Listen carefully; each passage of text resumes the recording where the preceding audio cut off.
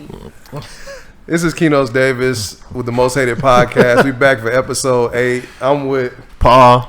And we have a special guest, Melinda Butler's in the house. Can you say a little bit, Melinda? Hi, so I'm Melinda. I go by Mimi. I'm here to give y'all a little female insight today on our topic. All right, guys. So you back with us. Tell them subscribe, comment, subscribe. Tell your baby daddy to subscribe. Tell your wife, your husband, your cousins, your nannies, your dog walkers, side chicks. Your side chicks for sure. There's a lot of them out there. They don't know they side chicks though, but let them know too. But today, we got a very special topic today. Something that has been looming in the backgrounds of many homes and many relationships and many breaking up relationships, states and countries, and seems to be on everybody's mind. So let's get straight to it. So today we're going to talk a little bit about gender roles. Ooh. Ooh. So I want to read off of a particular post that I saw that was made from somebody on my friends list on Facebook, and I thought it stood out. It would be a good place to start. So I'll just get into what the actual post says. So the post as is says, so many men on my timeline, and this is a female's perspective, so many men on my timeline post on a normal with the tone of frustration that women should shoot their shot or that women should pay half or more of the bills, yet turn around and question a woman's femininity. The what about us movement has really become the cry of many men today. At one point, men were proud to take care of the full responsibility of their family. Now they need help. LOL. Sorry to laugh. My thoughts. If you can't provide, stay single. Period. Or be a woman. There's a difference between working on additional goals together and simply providing for the main household. Some of y'all need to move back with your mom. Signed, a high-valued woman. Now, Paul, what's your take on that post, and what's your stance on gender roles? And should your wife or significant other pay half the bill? Should they pay anything? Should they pay a percentage? Does it boil down to just what two people in their own independent relationship agree upon? Where do you stand on this whole deal about gender roles? Well, first I want to know this: do men and women, do they want to be treated equal or not? What do you think? Well, I think that's an interesting question. And I think, once we get into the conversation, we'll dive a little bit deeper into that, because that is something that has to be asked, because when you're seeking independence, you don't necessarily get to choose what you're going to be independent about. Independency is just a lifestyle. If you look at men as being independent, then we bear all the responsibility of what that means to be independent.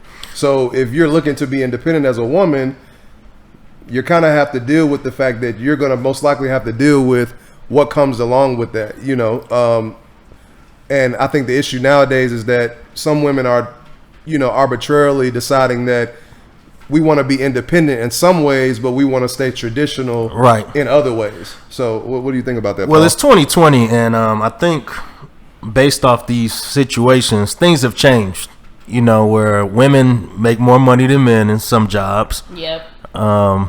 Men, I think I'm about to get married, so I guess I can say certain things. Okay. Like what? So when it comes to me and Nicole, we actually have it like 50-50, be honest with you. Okay. I see that it's fair. I'm not going to go into salaries, but I see that it's fair. And she paid for half, I pay for half. I mean, it's only right, in my opinion. Like today, I'm not making $300,000. She making $50,000. Like, I guess it's based on how you grew up as well. Like, that's a good point. But how did it start out? Oh, how did it start out? Yeah. I mean, you mean like first date? At that point? No. Financially, was it 50-50 or did you pay more? Oh, you mean like when we moved in together, or when you first moved in? when I moved in, we had an agreement where you pay for this, I pay for that. So it wasn't like I pay for all of the mortgage and all that, and she don't pay for anything. No, it was more 50-50 starting out. I mean, we both understood our roles, and we agreed on that. I mean, we don't have any issues with it now. What's so funny? What's going on? Well, Mimi, you clearly have. Yeah, you have something to say. Go ahead. So my view is kind of leaning more towards what the girl on Facebook said, only because, like y'all said, women are making more now. Women are more independent now. So it's like, why not just be single? Like, why pay 50-50? What do you mean be single? Yeah, what does being single have to do with the conversation? Because you don't have to date. If a guy is there to provide, correct? So well, that's what societal norms has told us throughout the years. Yes. So, do you agree or disagree? Okay.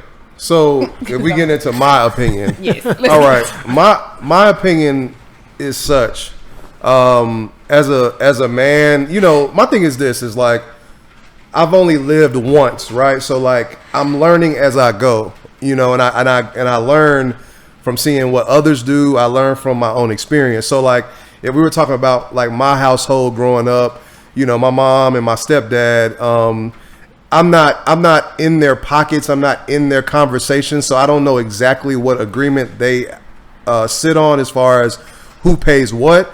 But for a fact, I know that both my parents contribute financially. Because they both work full-time jobs. They both make decent money. And I've always looked at my family structure as one that everybody cares about everybody in my family. My mom cares about her kids equally, just like my father cares about us equally as a family, right? And so when you have that dynamic, I feel like both people should want to contribute because it's our family. You know what I mean? And if both people are working, that's just how it should be. Now, what percentage it should be, 50-50, 70-30, 80-20, I think that's for the people in the relationship to decide. But I think that at the crux of a lot of this, like I said, you have women who wanted independence for so long, which they should have been granted the ability to do that, the ability to make more money in the workplace, the ability to get jobs that men in the past would otherwise have gotten. I feel that women should be allowed to do whatever they want to do. My issue is that I feel that because women have been independent now for quite some time, I think that, to what Melinda said, they have this mindset that if a man isn't providing for me, or if he's not providing more than me, why be with him? So, Mimi, when you say that, though, I'm sorry, let me ask. When you say that, you mean that like financially, physically, mentally? When you say provide, financially. What do you mean? Okay. Financially. So let me get back to my point real quick. So, like, me personally, I think that a man should provide for his quote unquote family, right? Like, I think that he should have it in his mind that this is, the woman that I care for. These are our kids. This is my family. I'm the head of it. I'm taking care of it. My main issue is that when I ask women, if you're working a full-time job, right, and women are making decent money now, say a woman is making $60K and above, right, just $60K and above.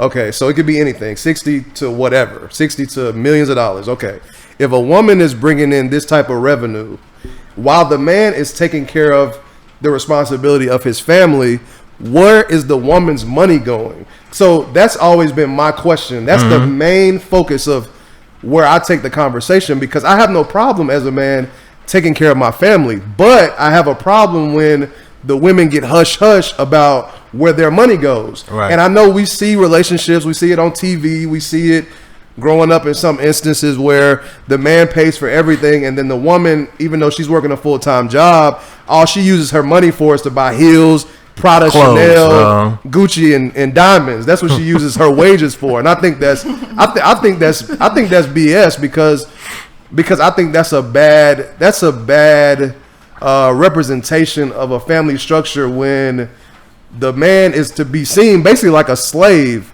where he works hard to provide, and nobody really cares about his enjoyment. And not to say that they should. He's a man. He's manning up. He's paying. He's He's tending to his family financially.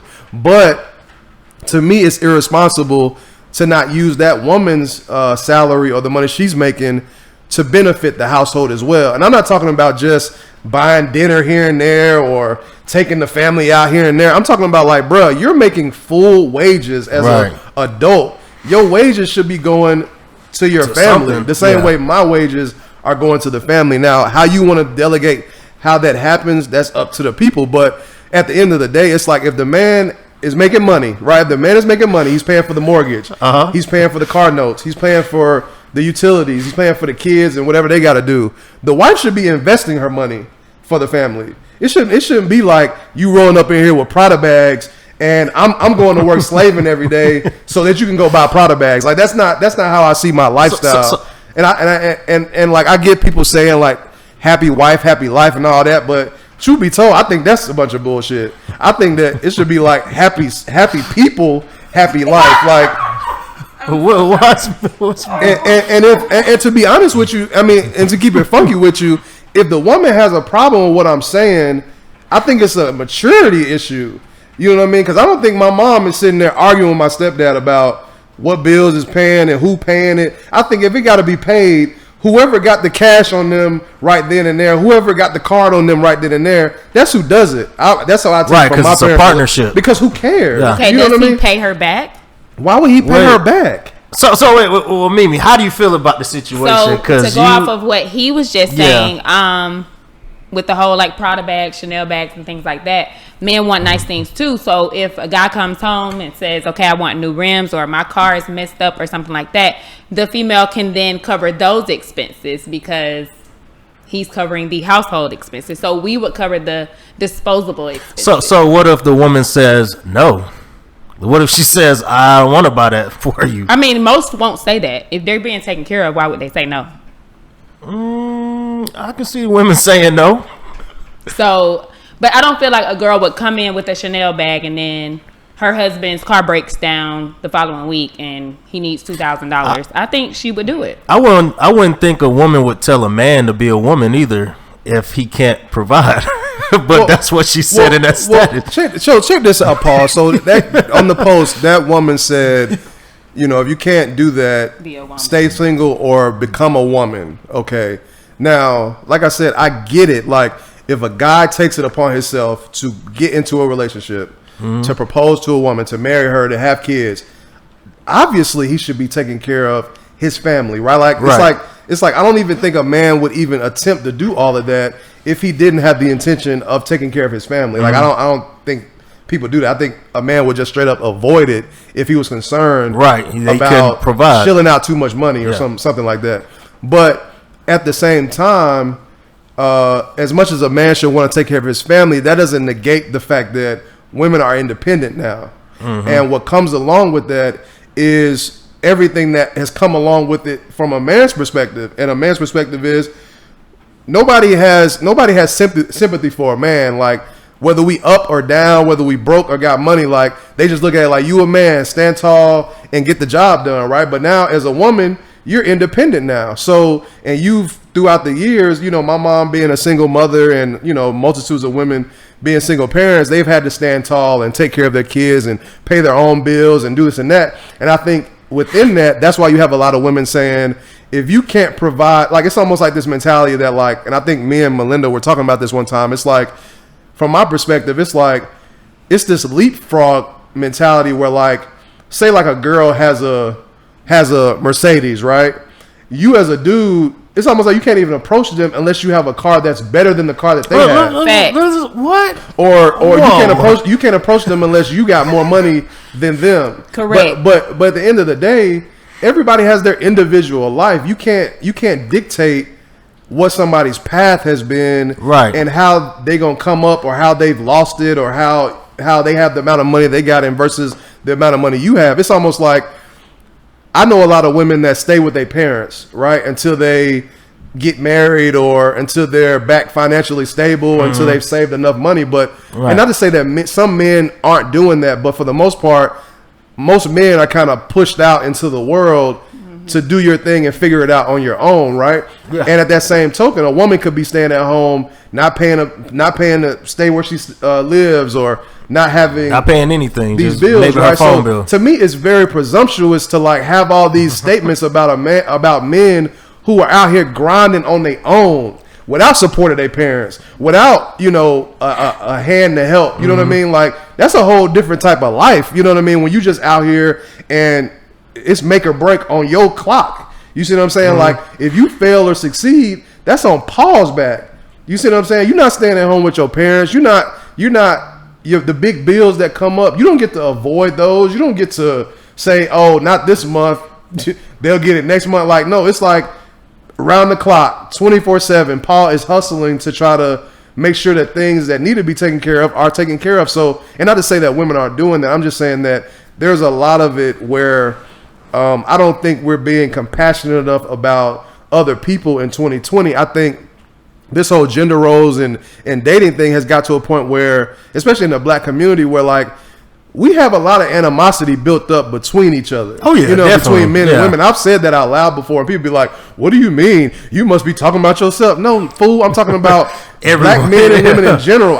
Don't tell me that there is not animosity between the sexes in 2020 about who should be doing what, who should be paying for what, who's doing better than the other, who's intimidated by somebody who's making more money or whatever else. It's a lot of that going on right now, and I think that it has to be, we have to talk about it a lot more to really get to a place of understanding. And I don't think the understanding is going to come from women telling dudes. I mean, and like I said, I get it. Like if a man assumes the role as the head of the household, yeah, he should be looked at as the one who's providing. But in return, if that woman is working a full-time job and she's a successful adult, you're not going to tell me that. Maybe hold on. You're not going to tell me that as a successful adult, you just get to frolic and spend your money foolishly while I slave every day. That's not going to work. Like I don't even want to think about a life like that. That sounds like torture for a man. But some people view that as what being a man is.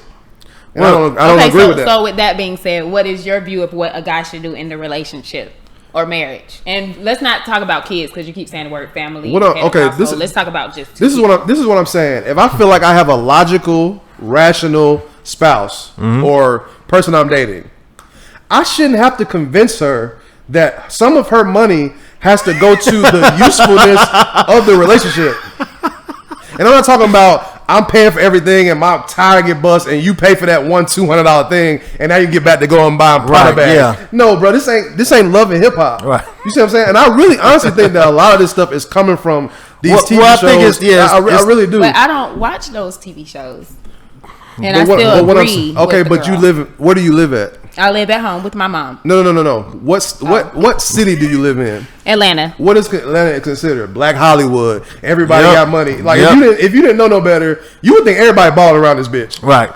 Everybody got money. Everybody got money. But go ahead. Paul. No, but Mimi, I want your perspective because you said that like when they can't see us obvious, but you started laughing when it's like we see a chick with an expensive car that we have to match it. So why is that? Because there are women who we can't help you make, $100,000 compared to us that make 60. So why is it that we have to match your bank account to be able to date? I guess I just look at it goes back to the independence thing. So like for a female, we can just stay single. Like, so let's say, okay, with me, for instance, I have a full-time job. I have 2 side hustles and I live at home with my mom, but I do have a BMW that I pay for. And if I'm looking to date someone and let's say they talk to me and I found out they have a 2005 Honda, right? Their Honda may be paid off. And mine isn't, but they're still in a 2005 Honda. So I'm going to look at that like, okay, yeah, you're being responsible with your finances, but why haven't you upgraded from that? But hold on. So I would talk to that person that has that 2019 car that they're still paying a note on. But what if that dude ain't shit? The one that's the 2019. I mean, and that usually what the case is usually that. But what if the guy that has the 05 Honda is saving for a house or just anything? Yeah, I mean, and that's something, it's a gamble. You just got to really see. As a female, you don't know. So I'm a piggyback off this note. I was watching a interview yesterday, and I mean, I didn't need the interview to say this, but no, just watch Deliverance from Eva. They'll answer it for you because it's fresh on my mind. So a guy was talking about how perception is everything in 2020, right? Right. And it has people confused. It's like you might hear a rapper say, "I cashed out on this Lambo." Right? Mm-hmm. But if you look at a really wealthy person, somebody that you might not know who their name is, don't think that when you see them driving that car, that nice car that they got, that they cashed out on it. They didn't. Because they realized that it's all about leveraging your credit. Right. And leveraging things and not losing money on depreciating value or on a depreciating asset. So why buy a car cash, give up your lump sum of cash for something that once you sell it back, you're going to get less than what you gave. So instead, you lease it. Pay on, yeah.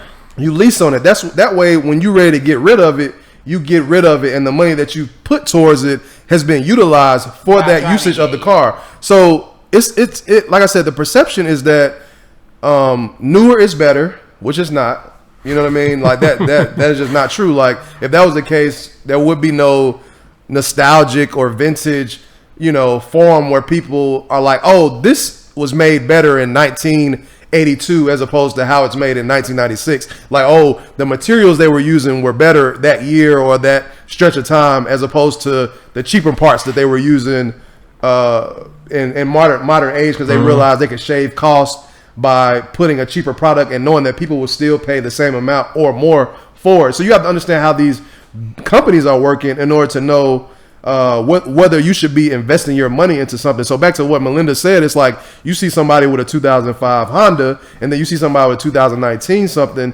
Well, like Paul said, the guy who's driving the 2005, and that doesn't mean that the 2005 guy has more money because he's being practical. Right. But that also doesn't mean that the person that got the 2019 has more money. So if we switch it and y'all meet two girls and both are attractive and one has a 2005 Honda, one has a 2019 whatever Tesla, who are you going to talk to, or who are you going to? Who has the better personality? The original, like if you're at a park and you see both of these females and you get in a car, how would you know who to talk to? You're not going to talk to the 05 Honda girl. Why not?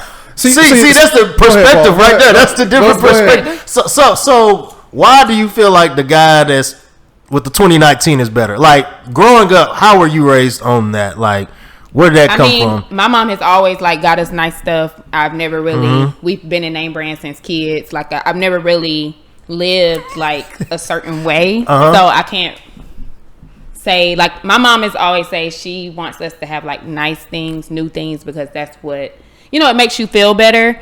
And, even with, let's just say, a house versus an apartment, which we did, live in apartments, of course, but a house might make you feel safer than an apartment.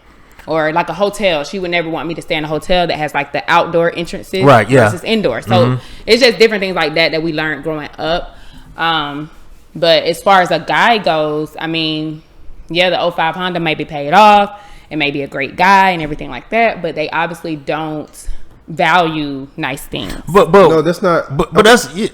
Go ahead, Paul. But I was gonna say, say for instance, that guy has 3 cars, and he's just driving, taking out. He has a nasty dog, and he wants to travel the dog. He doesn't want him in his Benz or something. But how would you know that? Because you're basing it off of his car. Yeah, and that's why I say it's a gamble. You would have to take that chance. There's plenty of people who got money that ain't shit. and I put it like this. See, my issue with that line of thinking is if you take away what we're talking about as far as like the type of cars, you could just boil it down to like, a smaller level when we were growing up in school and we see a person that has the newest shoes on or the newest clothes or the more expensive clothes. The idea was that by having that, you are now somebody. Right. But that's not reality. Like they say Mark Zuckerberg wear the same pants and shirt for a majority of the time weekly because he doesn't feel like thinking about what to wear. Right. And I find myself, and I'm sure you like this, or a lot of people like this, where you end up wearing, you have like favorite clothes that you wear that you know never gonna fail you, so you put them on all the time. Yeah, Nicole's sister roasts me every day because I wear this red Nike shirt and black shorts. But if it I wear it all the time. But if it works for you, it works for you. But to me, that doesn't dictate who you are as a person. That doesn't dictate how much money you got in the bank. That doesn't dictate how good your credit is. It don't really dictate. Only thing that dictates anything is what the facts are. What the actual facts are. You see what I'm saying? Right. And so that's what you got to rely on. So like when you take a gamble, I think you would be better off taking a gamble on somebody's personality because they're showing you who they are. They're showing you the potential. Right. They're showing you what their mindset is and maybe what direction they're going in. When somebody shows you something material, they could have scammed and got that. They could have it where it's in somebody else's name and they not even paying for it. It could be their homeboy car, it could be their mom car, and they just trying to pass it off to you to convince you that, hey, look at me, I'm doing something. You see what I'm saying? And not to say that somebody can't have a 2019 and actually be doing something. And I think that's kind of where that's why the mentality is there, is because that's a symbol of you are doing something when you see somebody with something nice. And when you see somebody with not nice things, you assume that they aren't doing anything. But neither one is true. That takes it back to the original question with the whole 50-50 thing versus the what we say 80-20 or 70-30, whatever the other number was. I feel like the person that's in the Honda or whatever the case may be, they would probably be more of a 50-50 guy versus the 2019 guy. It's probably going to be like 100-0, but 80-20. But with that said, do you think the 100% guy, don't you think he'll be like more controlling? Hey, if I'm paying for all this, I do what I want with. But that's fine. Like a female doesn't care about that. Like it's not really like that's not high on our priority list. Like how we're being treated is high on our. But that's what I'm saying. What if he just treats you like shit though? Because he can control you. He can. You got to go into the not shit part though. Okay. Like detail. Okay. Okay. Well, let me ask you this then. So, if you don't see the guy's cars, what do you base it off of talking to them? Do you look at their clothes? Like what, from a woman's perspective? What? I want to know this from a woman's perspective because like everything, like personally, I'm not looking at their car. I'm not looking at the woman's, all that. I'm trying to see if she's cool, down to earth. She laughs at my corny jokes, whatever. So what? So do you go out a lot or no? Like before engagement? Yeah, okay. I did. So what would be something you look at? I just told you. I'll go, see how they interact. If they're, want my money. I lived in Arkansas, and like a lot of women I talked to, they just wanted to see, hey, where do you work at? Like I see your shoes. You must have money, and I'm like, nah. See, this is okay. So this is really what it boils down to, and people are more, animalistic than they realize, right? So like most of the time, a man is looking at physicality with a woman, how she looks, right? Like for a man, they're gonna go after, they're gonna try to get the best looking girl that they can get, right? Within reason, right? They're not gonna, if they see that if they go for somebody that's a dime and they come with too much headache, they're gonna think, okay, let me scale it back a little bit to somebody who ain't necessarily drop dead gorgeous, but I find attractive and they have a good personality. They're not an airhead. They're not, superficial or as superficial as the girl who is the video vixen, right? And I think that women, on the flip side, instead of even though I think women do look at looks a lot more than they used to, but I think the same way men look at looks, women look at financial stability or status or clout in that way, and they're not necessarily wrong for that because that's just rooted probably in their DNA the same way it is for us to look at a woman who looks like she could be a good child bearer, or her looks is a representation of her, genetic makeup if we were to have kids, stuff like that, which is more animalistic. That's not, I think every species of animal have somewhat something like that. Say something, maybe you laughing. What you got to say? I don't know why we keep bringing up kids. Especially from him. No, he's giving you the point of view. No, I feel that a man, if you're out, you're looking at boobs, butts, hips, maybe. You know what I'm saying? Feet. If it's summertime and the toes out, you might look at their feet or whatever. That's what you're looking at. You ain't looking to see if they childbearing. Like, well, no, I'm speaking to instinctually, to things that are subconscious. He's trying to say, like, he don't want to see this ugly chick and like, nah, I don't want to have kids with that. You know, right? No. I mean, you're not. Some things you're not like. I don't think that women necessarily are trying to find. You're subconsciously like, doing it. Somebody who got a lot of money. It's just this idea that subconsciously you carry children. So if you carry children, somebody is going to need to care for you. Somebody's going to need to care for that kid. And if you're in a relationship, if that man isn't providing enough financial aid in that regard, then you're going to be suffering as somebody that is a child bearer and that has a kid. And so subconsciously, that's something that gets worked out, whether you're thinking about it or it's just, you know, in the back of your mind. But I guess the point I'm trying to make is that the same way men look at looks, women look at stability, right?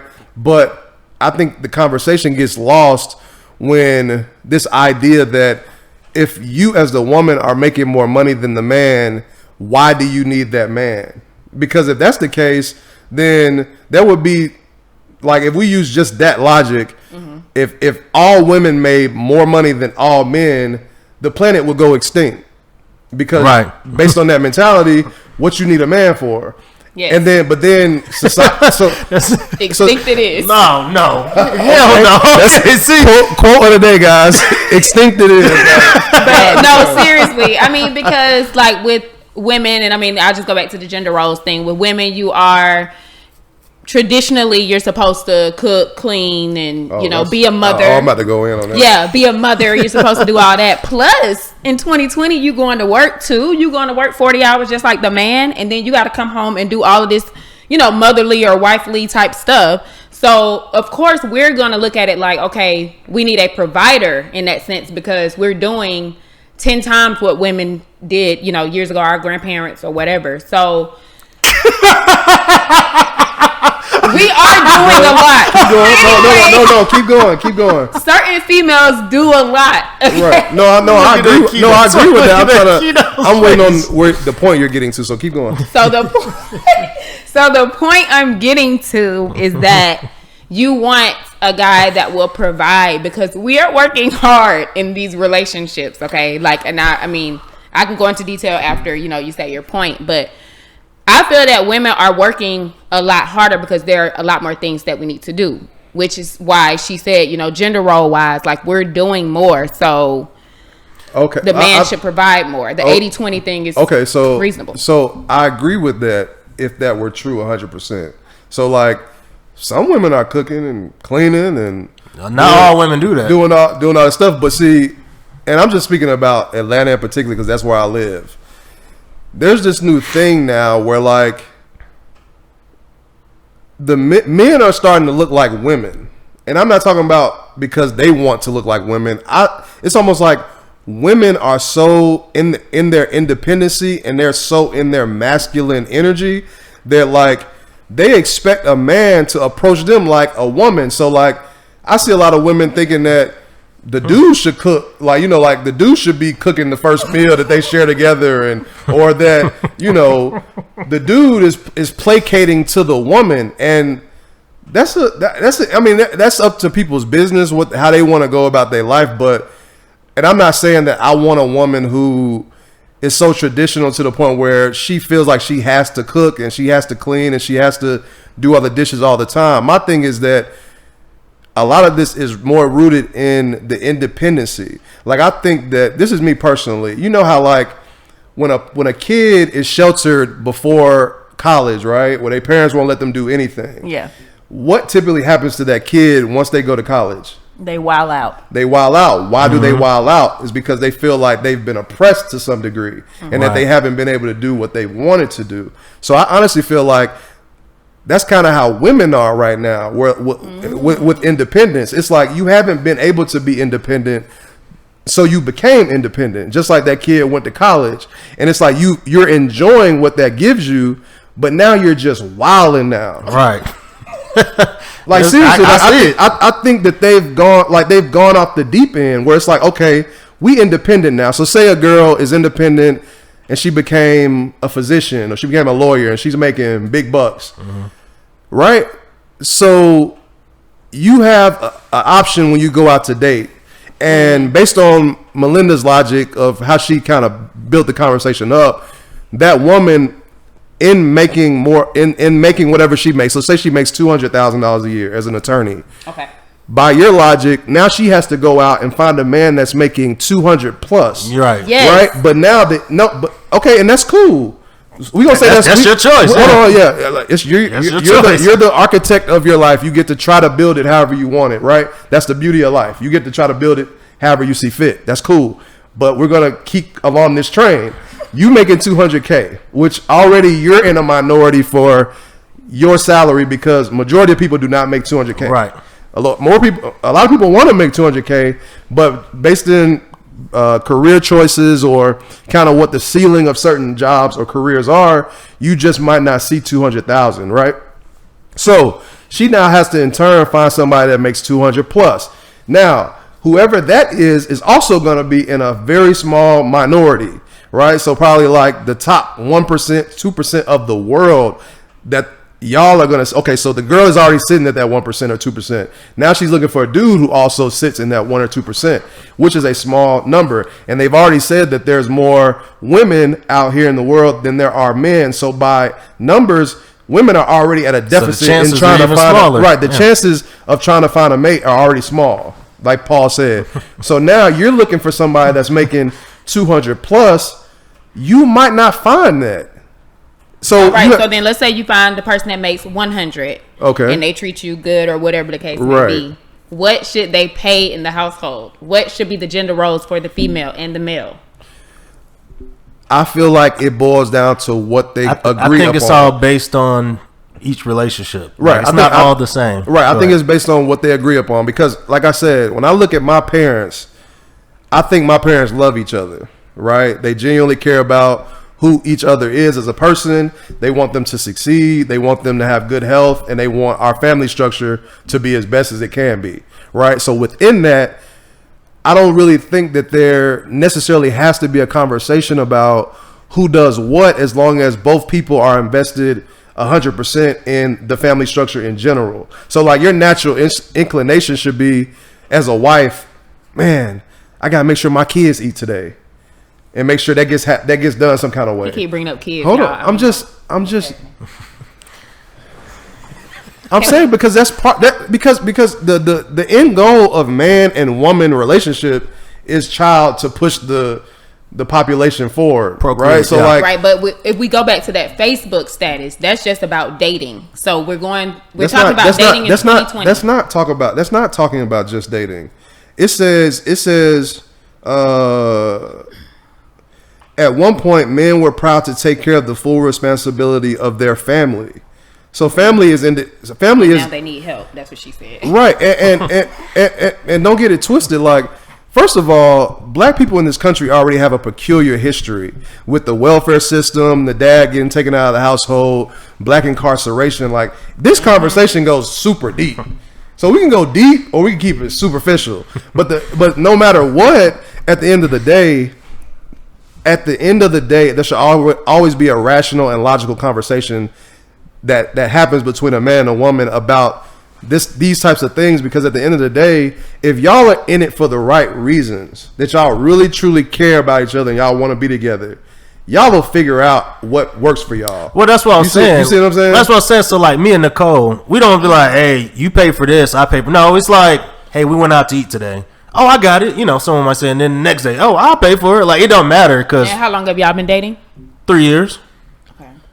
So that first year, it was still the same way? You mean, or did you pay for majority of the things? No. When we first dated, I paid for the meal, of course, the first date. The second date, I think I paid for it. But then the third date, Nicole was like, I got it. I don't have a problem with that.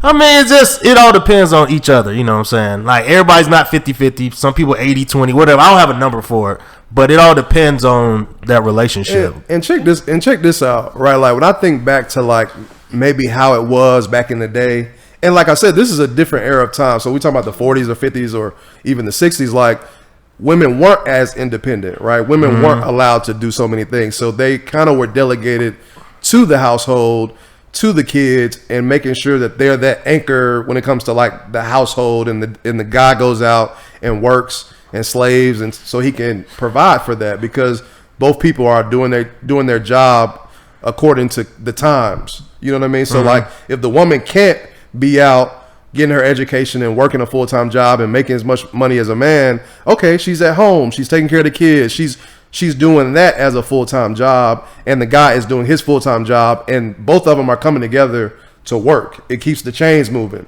But see, when you got to work too as a female. Right. But in working, a lot of women they push forward with the work, but the things that the wife was delegated to do at the house, that's now been rescinded. And not all women. I'm just saying that I'm sure less women are cooking now. I'm sure less women are trying to take care of a household by themselves, as far as like what has to be done in your physical house, the laundry, the dishes, the cooking, the cleaning, like all that, or the taking care of the kids. They want to now share that role with the man. And men for the most part are okay with that.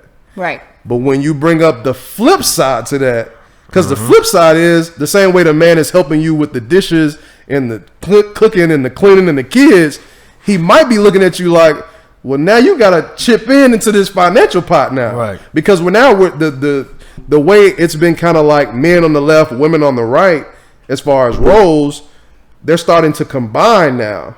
Like we're starting to become the same person. We both work, we both clean, we both cook, we both tend to the kids. Okay. But then for some odd reason though, women still find a way to separate that financial part and say, we don't want to pay for nothing. But it's like yo, Paul, like, it's like, yo, you go to work every day. Yeah. You working to get paid, to get dollars in your hand, to get dollars in the bank. Hold on. You working to get money in your pocket, in your hand, in your bank.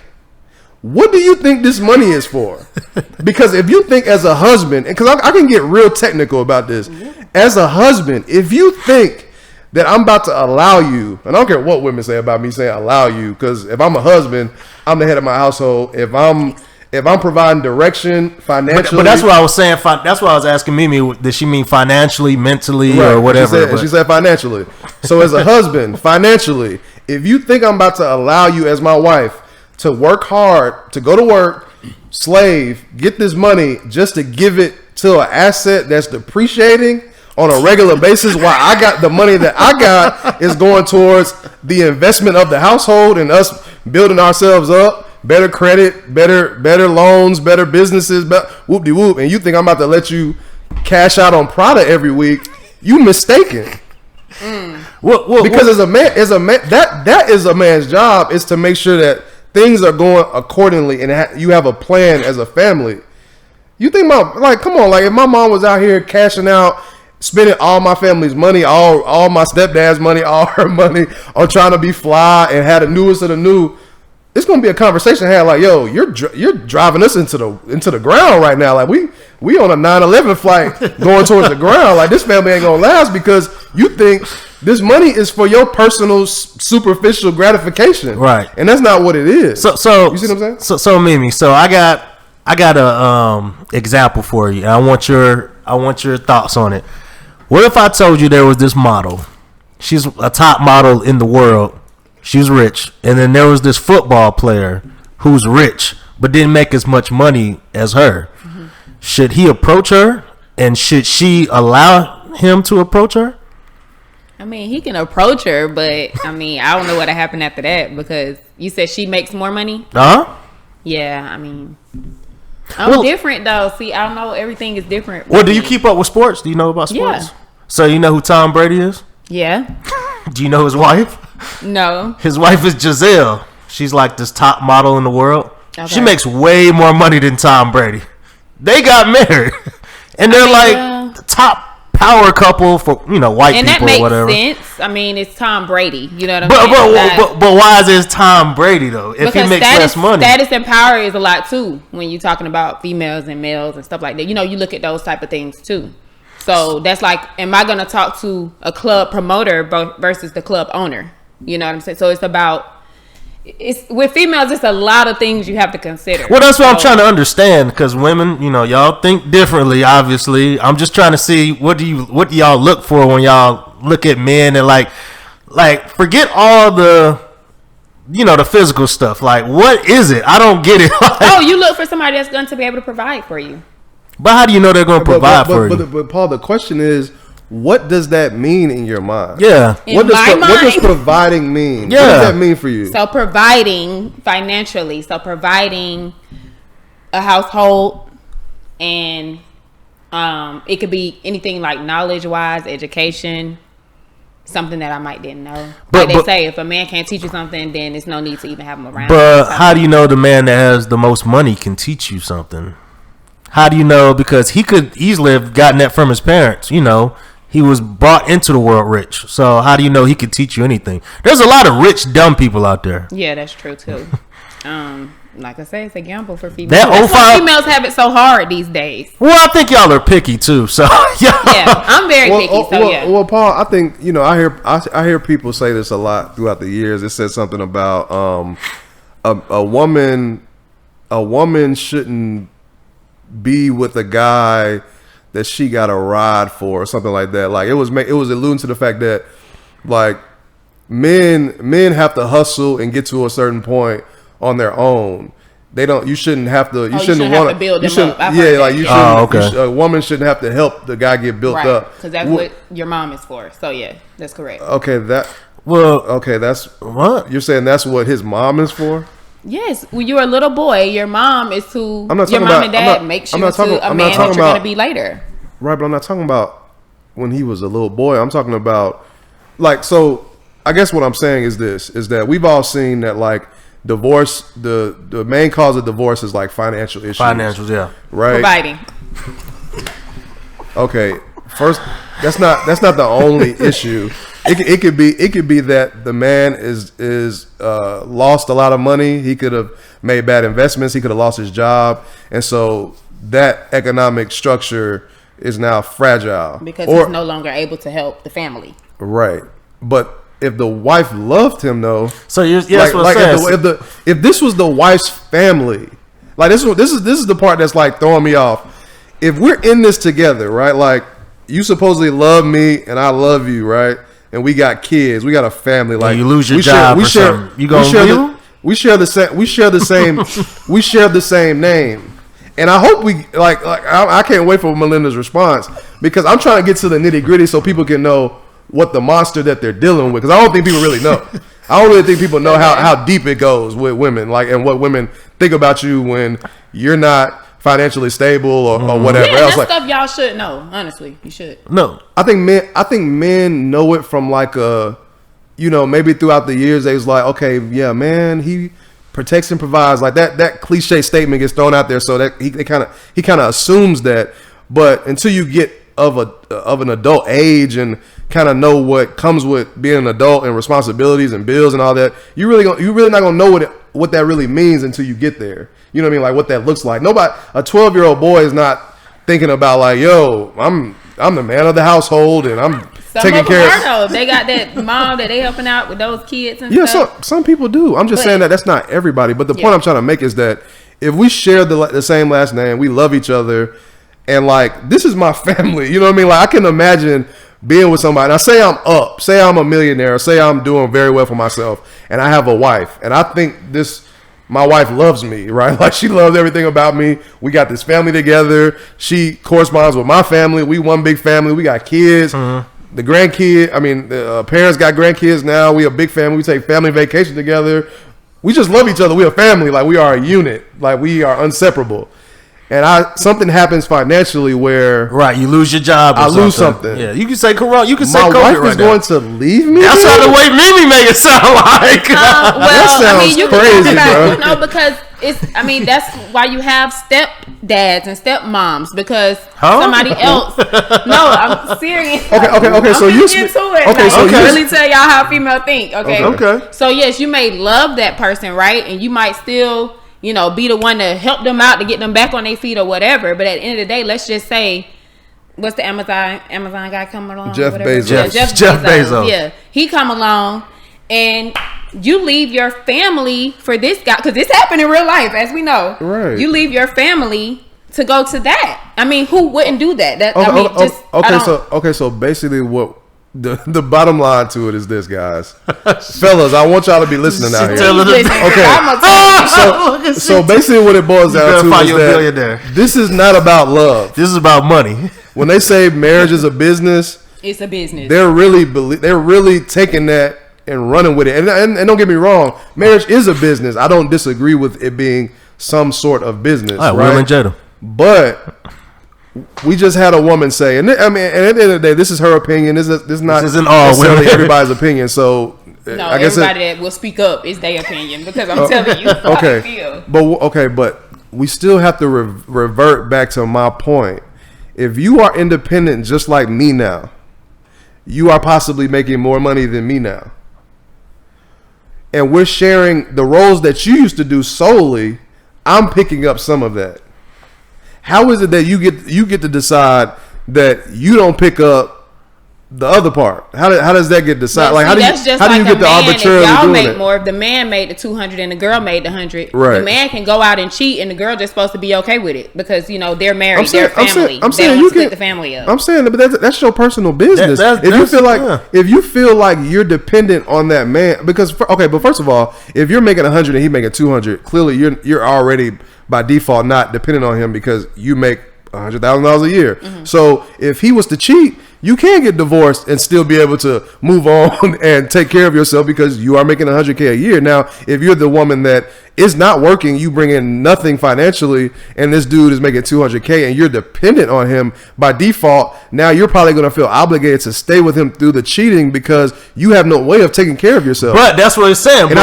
But that's what you wanted, though. You wanted the man to take care of you. The ideal thing is going to be the 100-0. I don't care if you white, Asian, black, whatever. It's going to be 100-0, right? And then you doing those original gender roles of, traditionally cooking clean, right? So you're saying if you were getting married and the man's making more money than you, which you're saying he will. He will. What if something happens and you start to make more money than him? So what then? What do you do? I mean, that's a little different because it didn't start out that way. So if it gets to a point where, let's say, I start to make more and they're still, trying to get up to where I am, then cool, I'll just help them out, like just as, my partner or whatever. But if it's a situation where they lose everything.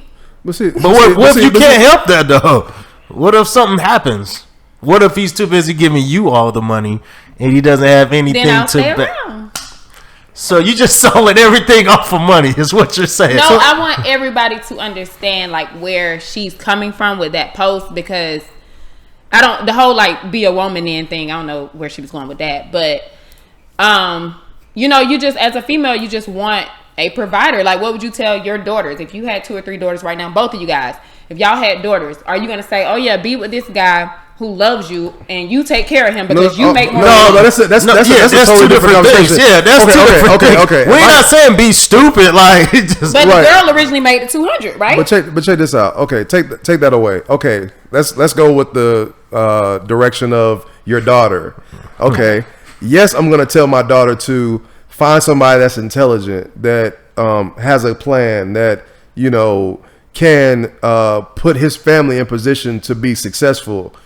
Yeah, of course. You're going to tell her that.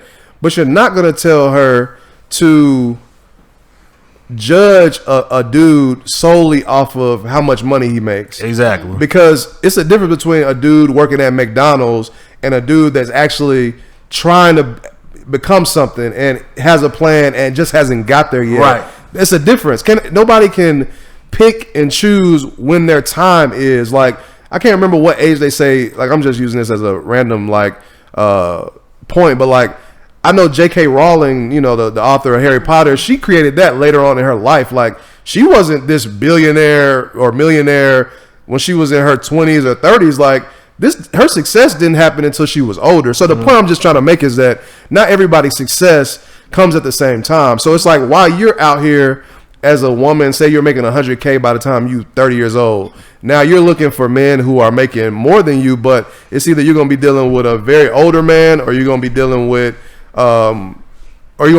just the numbers, the math of the fact that you're looking for a very small percentage of people. Mm-hmm. And now when you're dealing with that, now you're reducing your chances of being married or having a family and kids, so because you're only solely concerned with whether this dude is making more money than you, but maybe it's just that and I think that women have to realize this is like when y'all gained y'all independence, the workforce now gained its another group or population of intellectual people. So like you as that woman, whereas you weren't able to be a physician back in the day, you had the capabilities back then, or women had the capabilities, they just weren't allowed or it wasn't easy, but now you have that capability. So that's a more testament to your genius than it is, oh, this man isn't making more money. It's like, yo, you just might be a smarter person where you are able to get that money faster or find a career or a business that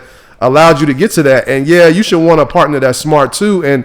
But that doesn't mean that just because somebody isn't where you are at that time, that doesn't mean that like that's a downgrade. You know what I mean? Because that person could be amazing in a lot of other ways. They could have the ability to take care of you, but they might just ain't got the same amount of money as you. So whereas you might feel like buying yourself a $10K Birkin bag, he might not be able to do that for you, but that doesn't make him less of a man, though. So would you prefer, both of you guys, would you prefer somebody that doesn't work and take over the original traditional roles as a woman? Or what? You said doesn't work? Yeah, because y'all keep saying like, oh, women are independent, they're able to do stuff in the workforce. So like, would you prefer them not work at all and you just take care of them and provide, or what? No, I don't want her bumming off me. Okay. Well, I don't look at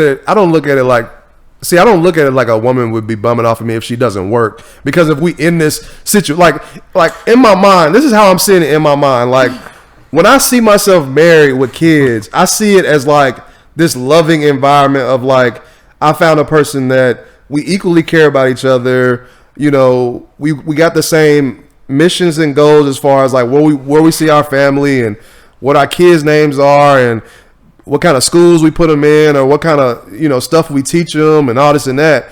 And I'm seeing this as just love unit. Like, this is what we in it for, to push things forward. I'm talking about when you first started dating, though. That's what I was talking about. What you mean?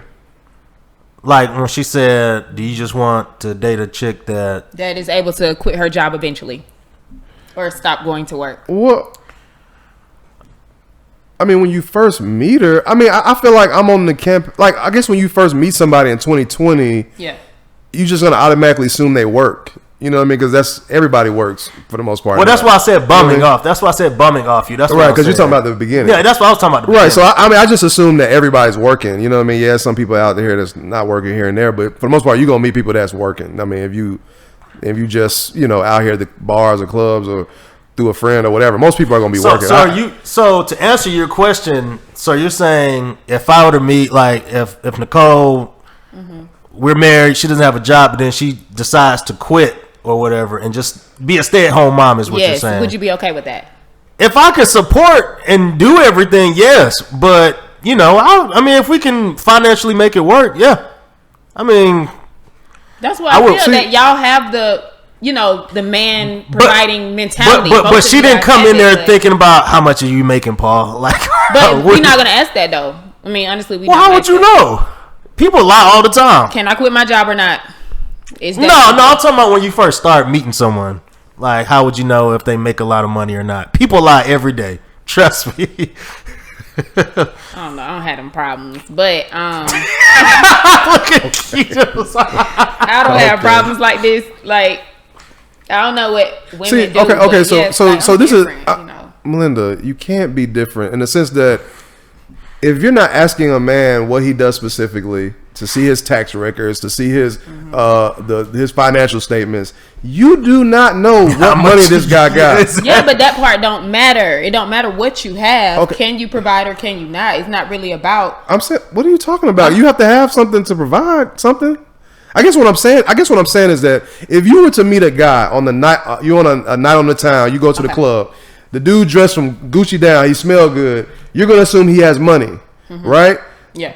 That don't mean he got money. Yeah. There's no way to know unless you really know specifically how you're bringing money in, because the whole gig is that, like, you're expecting the man to be able, because I mean, okay, hypothetically, if you're in a relationship or trying to get married, this is a hypothetical long-term, lifelong arrangement, right? So you're trying to find somebody that you think can sustain taking care of you, providing for you your entire life. And just because somebody is dressed a particular type of way or looks a certain way or drives a 2005 Honda does not mean that they got what you think they got. Like it doesn't work that way. And I want to start dating and you find out. That's why you but what if you start liking him? You really like him, then you find that he's not making the money you thought he was making. So would you just gonna drop him? No. So why is that? Because you like him at that point. But that's what we're talking about. But okay. So then you go into what I was saying earlier. If you do like them, you're gonna try to help them get more money. You're gonna try to like help them out, and it becomes like a partner type of thing. Like I was saying, because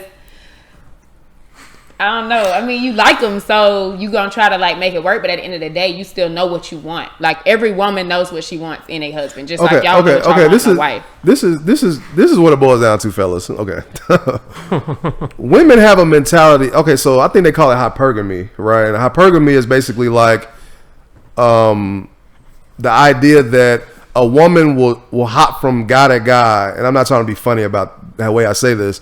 They will go from relationship to relationship until they get into the best relationship that they can be in. Them.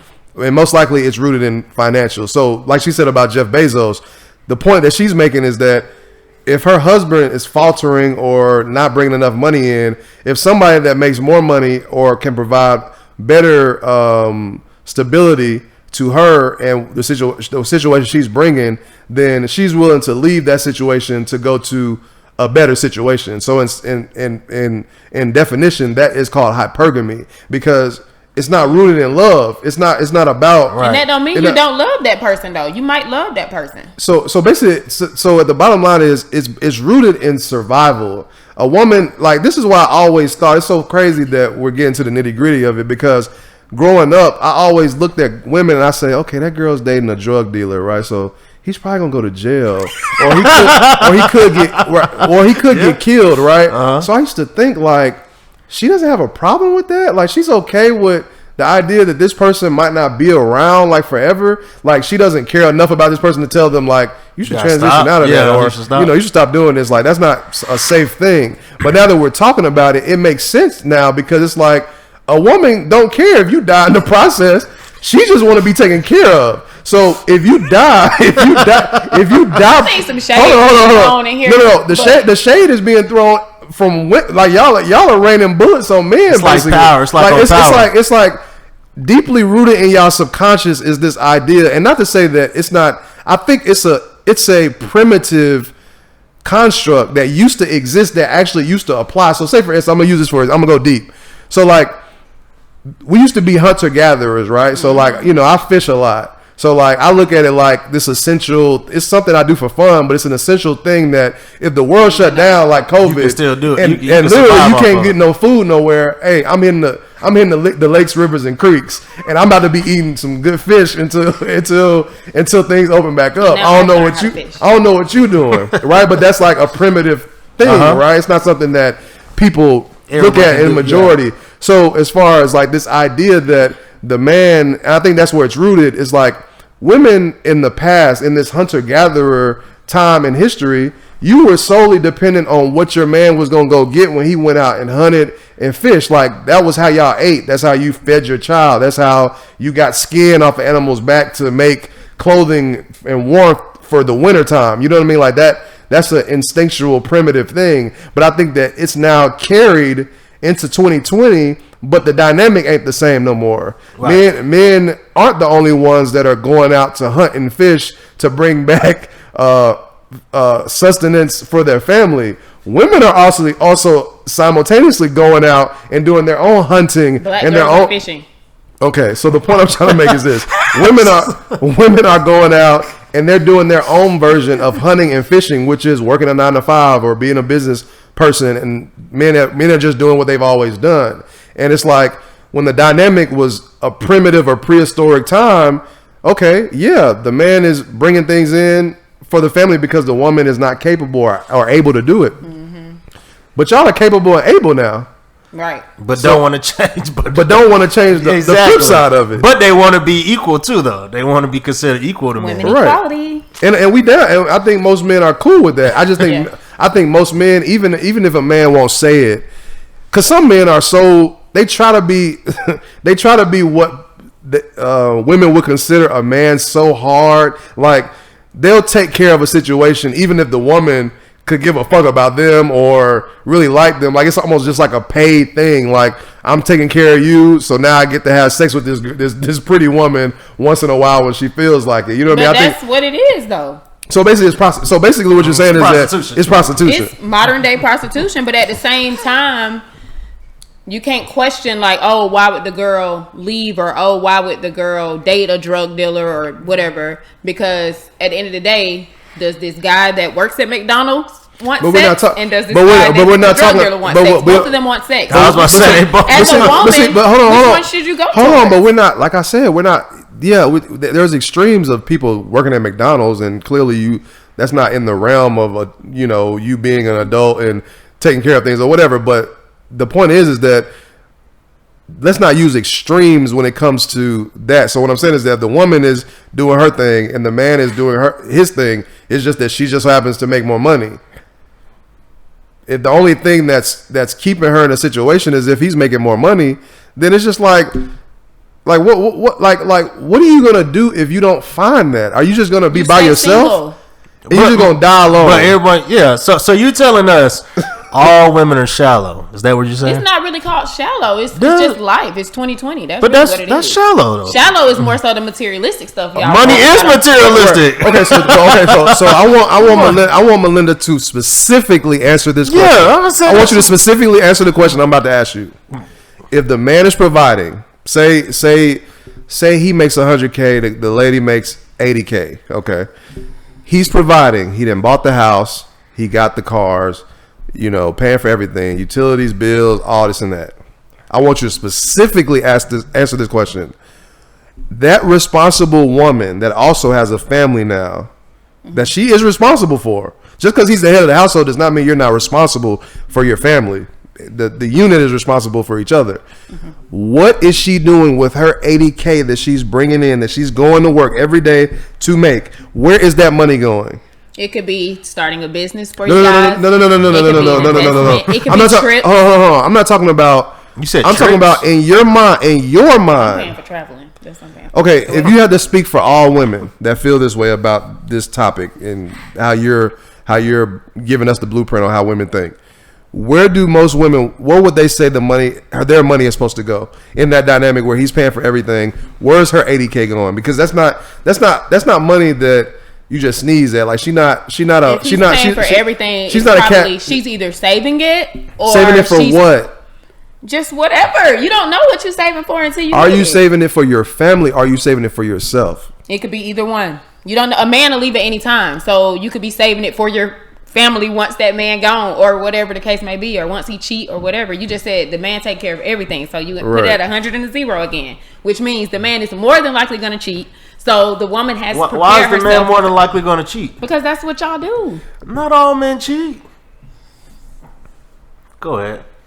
Finish your point. Okay, she give me the look. I mean, it's none of my business what they do, but if you're preparing yourself for the worst, I guess you could say. So in case they cheat, or in case something happens financially, like the guy loses the job or whatever, guess what? Oh, this $240 I've been putting up for the past 3 years, we got that to live off of. Because again, you're going back to love, marriage, and family, right?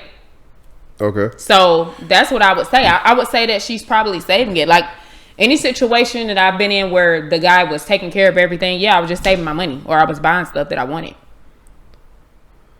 Okay. So you were buying stuff and saving money. Okay. So I think that if a man had reassurance in his partner that she's doing the right thing, you know what I mean, for the sake of the family, and that means she can save some of her money for herself. Yeah. Cool. But if you're not putting any, like if family isn't first to you, like, okay, my husband is doing what he does, I love him for that. So I'm gonna get his back. I'm gonna start investing in businesses, or every female think like that. You don't want a husband. You want like a sugar daddy. No, not me per se, but I know people that do. Yeah. But what I'm saying is, y'all are more. Well, you're saying women are more on the money, the monetary part of it. and then everything else comes with it after. That what you're saying? In a way, yeah. Technically, yeah, in a way. Because think about it. What do you do when you first approach a girl? You take her on a date. So what about like... You see what kind of date that's going to be first. Because... So what about like law enforcement? Not all of them get paid, you know.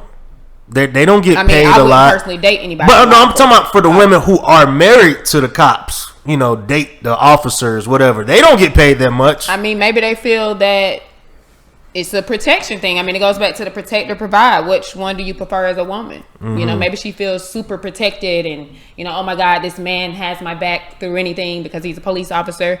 I have a friend like that right now. Her husband's a firefighter. She doesn't even like him, but he's a firefighter. And wait, her husband? She's married and she doesn't like Cancun right now. Yes, they're in Cancun during the COVID. I'm saying, what if they hear you say this? I know they're not gonna hear it. Okay. All right. I guess we ain't big enough, Paul. She didn't say their name. What's their name? I'm just playing. You know what I'm talking about. But either way, like I think that some women feel like, oh my God, I need that protection. And then, you know, it's like the Prince Charming, saving the day type of deal, like the Disney princess stuff. And then you have the other people that want to have that provider. They might feel like they can protect themselves, you know? But so you say a majority of women are single or are they married? I'm talking about in the world. What would you say?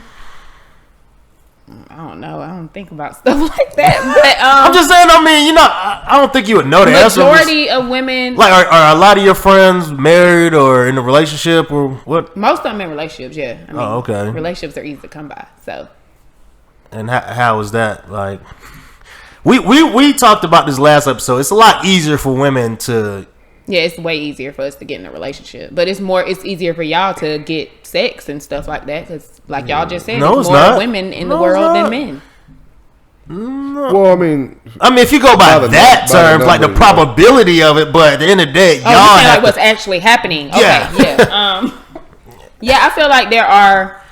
I think it's probably an equal number of single people versus like married, involved people. I think the number's pretty equal. I'm just trying to see how a woman can see, because I could tell you when I lost my job, like, I don't know, 8 years ago, whatever, and I stayed at my cousin's house. He had a nice house. I stayed there, and a girl came over. She saw my car. I guess she thought it was nice. She saw this big house, and she was like, "Oh, you got money," and I was like, "No, I live with my cousin." And she's like, "No, you don't. You lying. You got money." So that's an example I was asking, is like, how would you know if he actually has money to provide for you? You know, like I said, it's something you got to figure out along the way. But if you have two choices, how would you figure that out? If you meet two guys, I mean, most women gonna date both until they figure out which one not gonna work for them. I mean, y'all do the same thing. You date, you date until you can weed the person out till you get to that right person for you. You know. Yeah, but it's you might not be sleeping with all of them, but you're gonna definitely date them. Well, I can see that. How else would you get to know them? But what if you never find out until later down the road how much they actually make? Would you just leave them? So if a guy tells you he makes $300,000, but he's really making like 70. Well, in that case, you lied to me, so I don't want nothing to do with you. But what if he lied from you from the jump, though? A lot of people lie. That's what I'm telling you. A lot of people lie about their job status. They got this business, like. Yeah, I mean, I don't know. I don't deal with stuff like that. I mean, you see stuff all the time. They be like, "What do you do for a living?" "I work for this Fortune 500 company," and they talking about McDonald's. So when you find out, they just get blocked. I mean, my block list so long. I mean, guys, at the end of the day, what it seems to look like is that, you know, women are shallow. I mean, everybody's shallow. Men. Oh yeah, we definitely shallow. Men. No, that's not true. I mean, men look. We want sex, but it's not just. I feel that y'all don't mind being single. Like, y'all don't have to be married. I feel that guys feel that way now, and I think that's every race. Like, I'm not even only talking about black people. Like, y'all don't have to be married. Y'all could just be bachelors through it. That's where the term bachelor came from. Bachelor pads and all this stuff.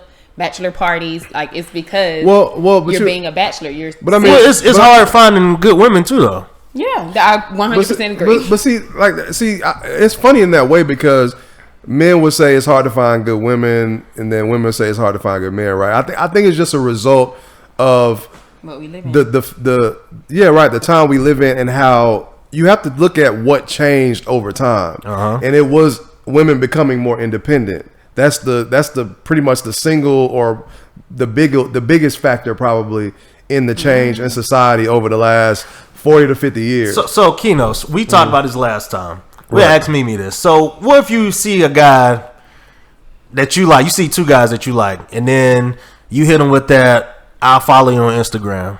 And you look at one guy's page who has flaunting all this money. He has all these likes, blah, blah, blah. And then you see the other guy who has, basic pictures. I have a picture of my dog, whatever.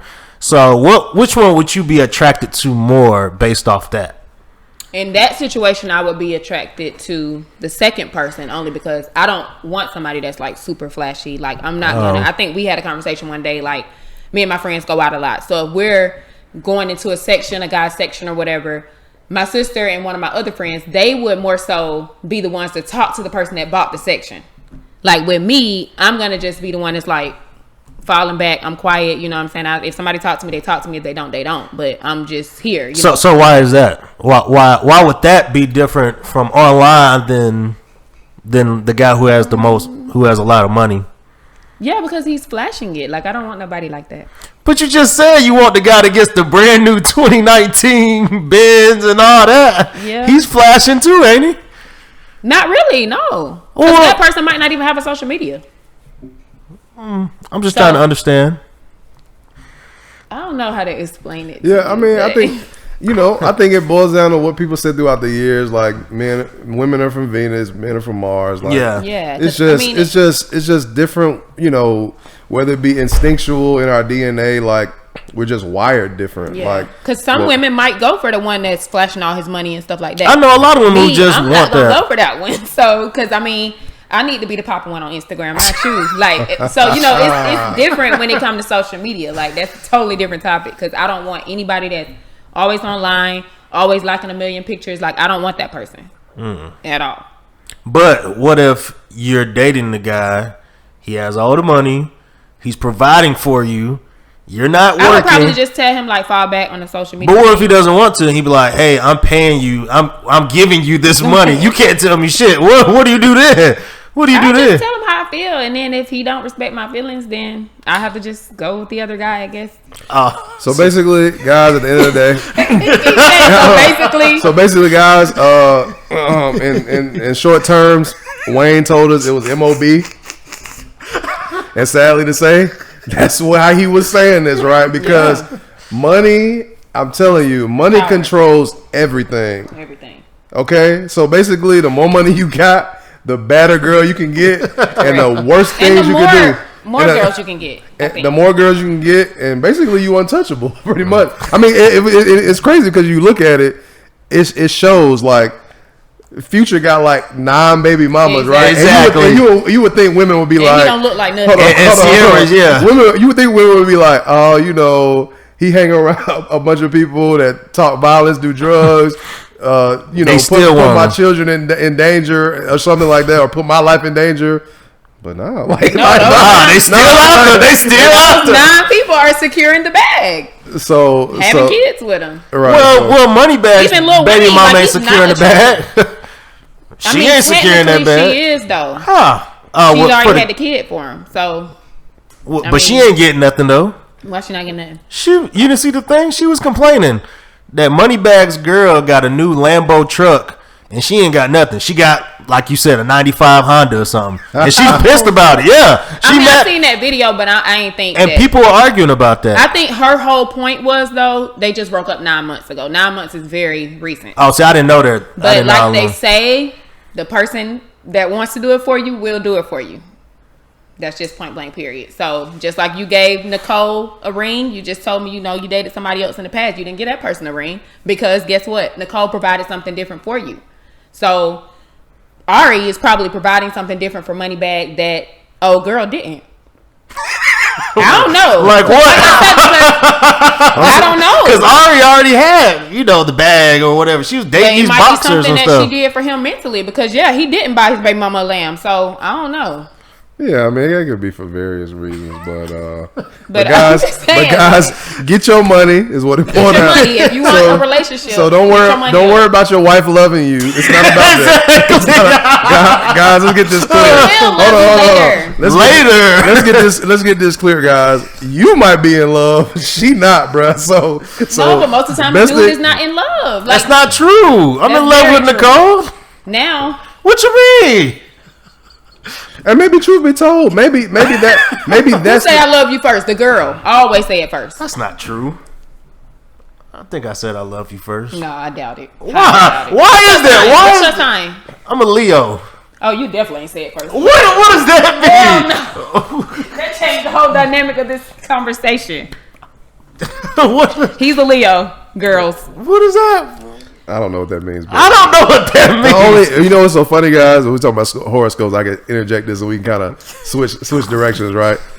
So, I met a person one time that I could not figure this person out, right? Like, it's rare that I come across a person and I cannot figure them out. I'm like, what is going on? Like, let me look at their horoscope. And when I looked at the person's horoscope, it was an Aquarius, right? Uh-huh. And like when I read about Aquarius, I was like, wow. I mean, like it literally is reading like they're talking about this person that I know. And I was like, it was so scary because I never really took horoscopes that seriously. But it was until I read that one that I was like, yo, this shit is literally dead accurate. Like I'm talking about 100%. And so either way, the point I'm trying to make is that maybe you can derive something from horoscopes and you know what they mean. Because I'm a Scorpio and people swear they know me because I'm a Scorpio. Oh, I know him. I would have never known Keno's was a Scorpio. He act like one. He definitely act like the one. Scorpion. Like 100% Scorpio right here. Oh, I guess. What's your birthday? July or August? August. Oh God. Keno's is laid back and cool. She said, "Oh God, what's wrong with that?" Women ain't trying to date no Leo man. What? I'm engaged. What's your sign? Cancer. That's why. That's your match though. To be honest, like Leo and Cancer, that's a match. Oh, 100%. But I don't know the matches. Unless you date a Capricorn, it's dead. I dated a Capricorn. It was horrible. Yeah, it's horrible. But can I segue what I said into something else real quick? Mm-hmm. So I found out somebody else is a Aquarius that we all know, right? And it started to make me think about the situation and what actually happened, right? So who I'm talking about is Meg Thee Stallion, right? I found out Meg Thee Stallion is an Aquarius. And see, in being Aquarius, I think what I read was that like Aquarius, even when you date an Aquarius, like Aquarius is like a person that will flirt with everybody. Like they're just a very friendly person. So like you could easily mistake them for liking talking to somebody as like they hopping down on the person, but really it's just their personality. Yeah. But the way it's gonna look like I'm about to knock this person's head off. You know what I'm saying? Like, what are they doing? But it's just their personality. So either way, the point I'm trying to make is that I've been trying to figure out, I'm sure a lot of people in the world have been trying to figure out, did Tory Lanez really shoot Megan Thee Stallion? And if he did, why? Tory shot her ass twice. And in my mind, I was like, shit, dang, Meg is an Aquarius. Not saying that anything she could have did could, result in somebody trying to shoot her. Because I mean, I'm not saying that. I'm just saying that if she really an Aquarius and she was having, a relationship with Tory Lanez, like she might have did something that looked like she was either talking to another dude or something like that. This was 4 o'clock in the morning too. Right. And so I'm like, yo, something had to piss Tory off to get to a point where you pull a gun out on a woman and physically shoot her, bro. Like she must have really did some shit that pissed you off. And like I said, she tried to cover it up though.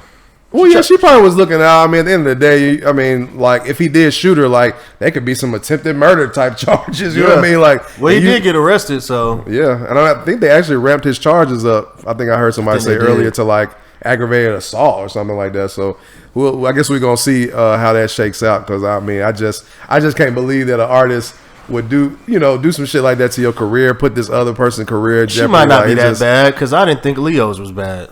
Mimi. Leos are bad.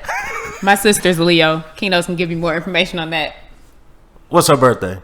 August 9th. Oh, okay. I'm the 3rd. So your birthday's coming up next week. What are you doing? No, it's not because next Leos week. Can't sit down. It's not next week. I'm sitting down. I'm cool. I'm chilling. Okay, maybe it's because you're engaged. I would have to know you like beforehand. Oh, okay. Well,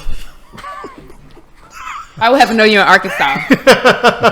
No, I lived in Atlanta. Yeah, went to Georgia Southern. Oh, well, let's just move on. Exactly. Right, yeah. Anything about Georgia Southern, let's move on for sure. I went to Georgia Southern. What year? What year? I was there 2007 to 2011. See, I was there from 05 to 09.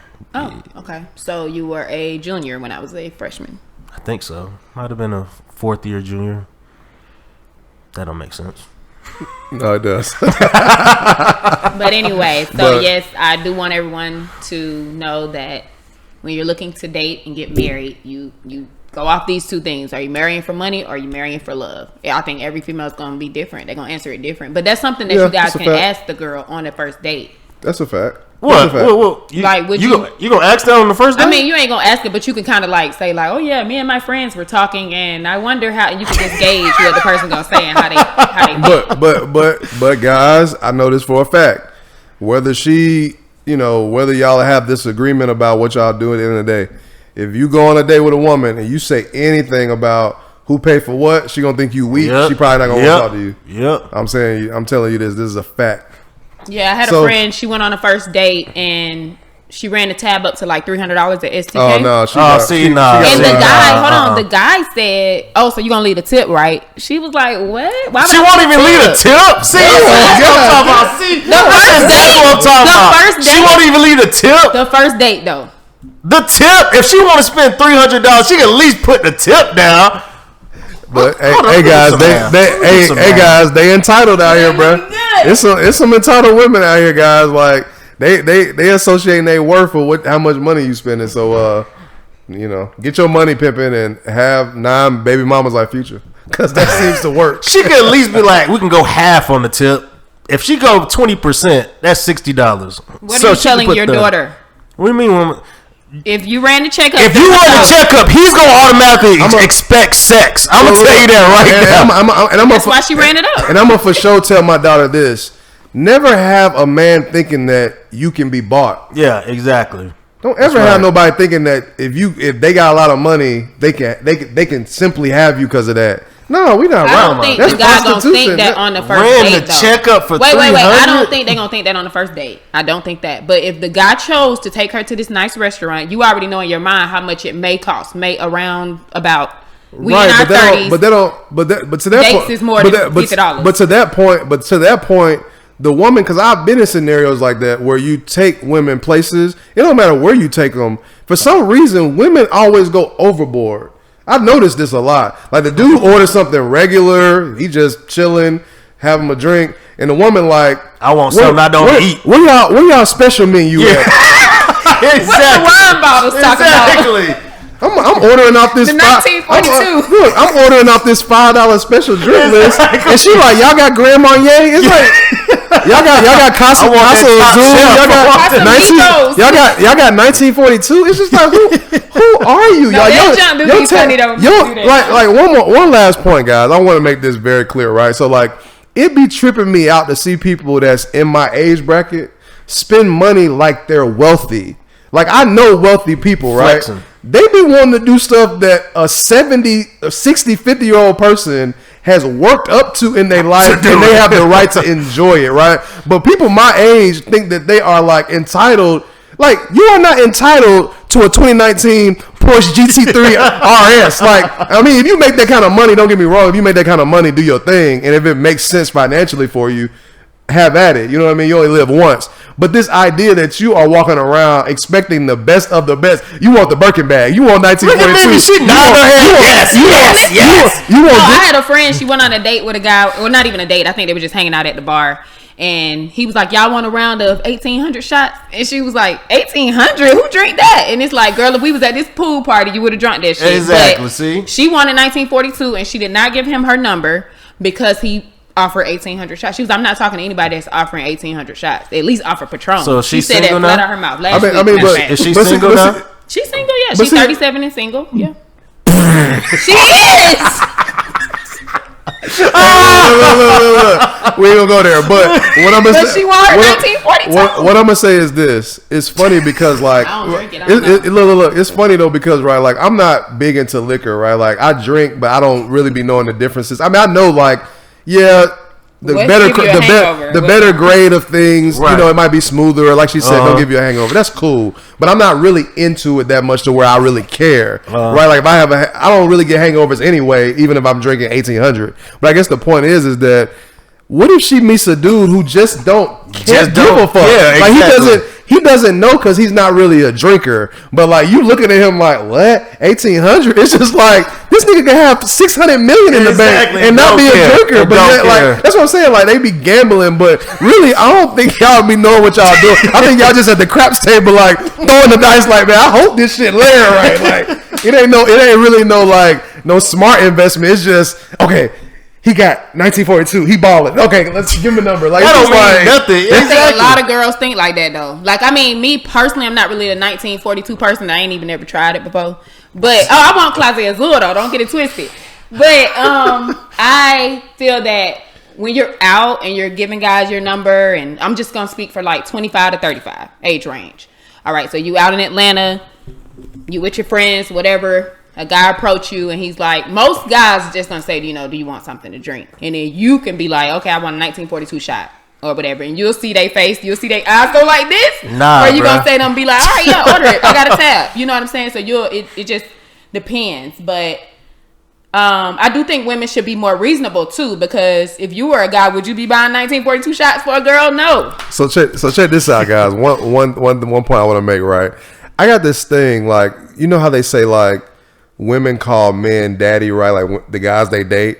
And so the reason why I think that exists is because you are literally becoming her father in the role that you're playing for that woman. So like when a man says, I want somebody to take care of my daughter, and if they can't do it better than me, then they shouldn't have her, right? So like if you go along them lines, right? So when a woman is dealing with you, the same like entitled, spoiled brat attitude that she had with her father, where she pouted and she got what she wanted, and he folded, and like he shouldn't have been buying her this, but he does buy it because he can't say no to that pretty face. Like they think that you're supposed to be like that. You don't think that? Hell no, I'm not your goddamn daddy.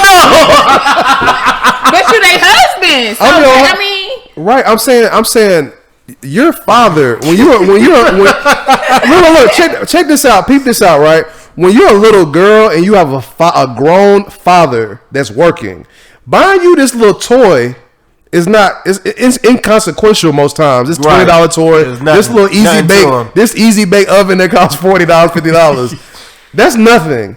But when you become a grown woman and you think you deserve Birkin bags and Gucci bags, Gucci flip-flops, and basically the husband should have a monthly budget on your shopping affairs, that shit is nuts, bro. Right. Like, well, that's why I said they want a sugar daddy. That's why I said sugar daddy. Right. I'm thinking about your 37-year-old friend. Like, so she goes into it how you were talking about earlier with I'm looking for the man with the money and all that. Not really. She is looking for love. But she wants what she tells me is, I want a wealthy man, period. Like, she doesn't want the sugar daddy thing, like where, it's the old white man, whatever.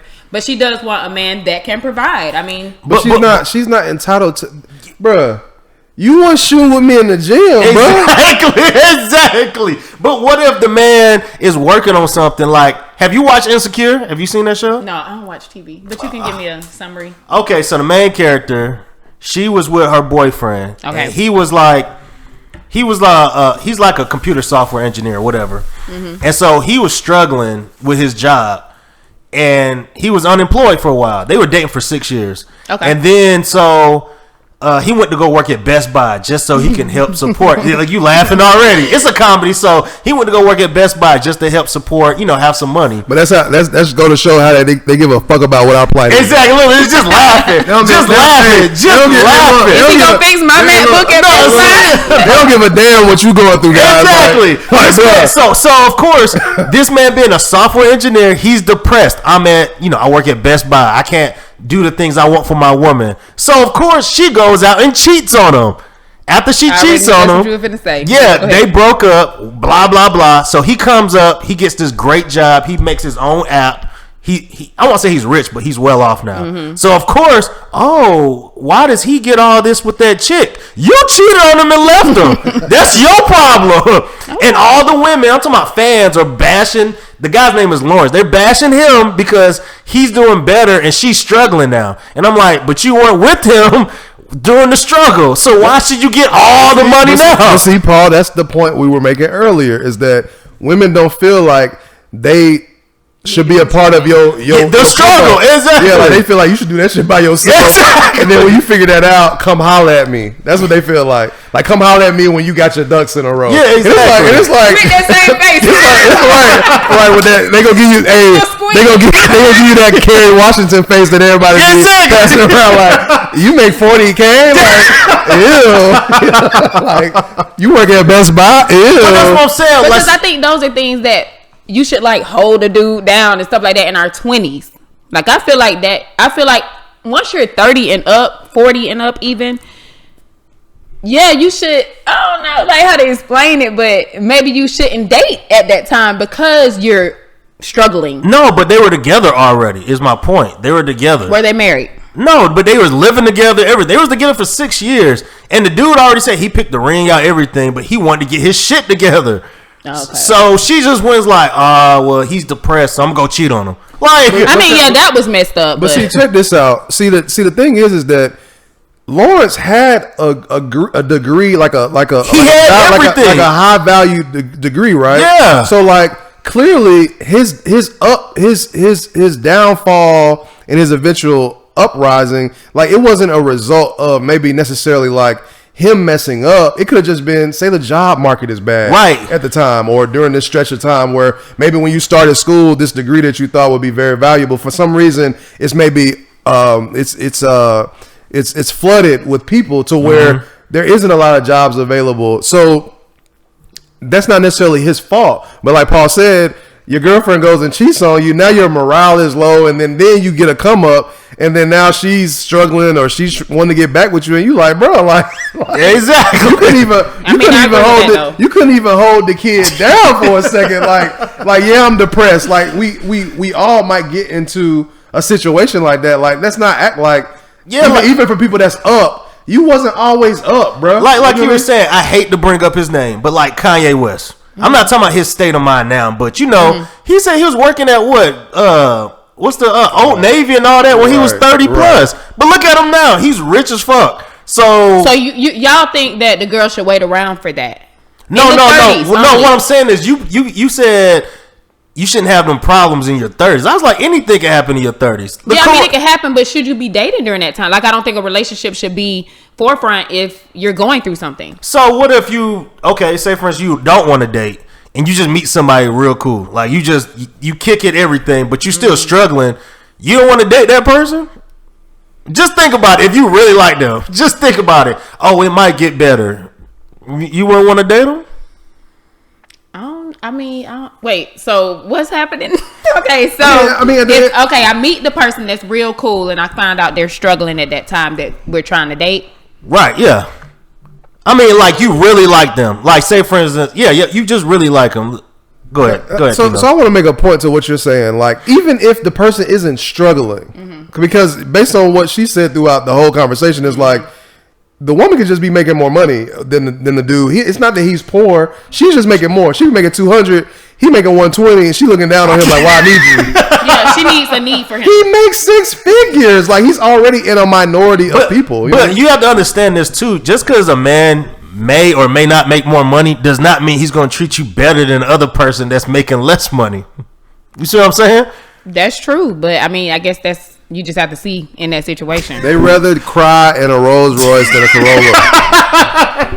Capital. That is the mentality. But like I said, it goes back. It goes that future line. It goes back sensational. It goes back to. I love Future. It goes back to this primitive thinking thing where like women are rooted and like their DNA has them where they're focused on surviving. Right? So like they just want to survive. So like if they see that the boat that they're in your boat, and your boat is sinking like the Titanic. They're jumping ship, right? Yeah, exactly. Perfect example. They not about to be there like Kate Winslet on the door floating in the ocean with you trying to survive. They not doing that, bro. If a gator takes you in the water, I'm not coming to save you. Like, I'm gonna just have to roll out. Hey yo, guys. Hey, that shit that Chris Rock said could not be. What he say? Chris Rock said only women and children are loved unconditionally. Yep. He said that men are loved under He said that men are loved under the condition that they provide something. And like I said, do you guys agree or no to that statement? I mean, I don't agree that because like, don't get me wrong, I get it. Like, men are supposed to provide. Like, you have a wife, you have a kid, so provide, cool.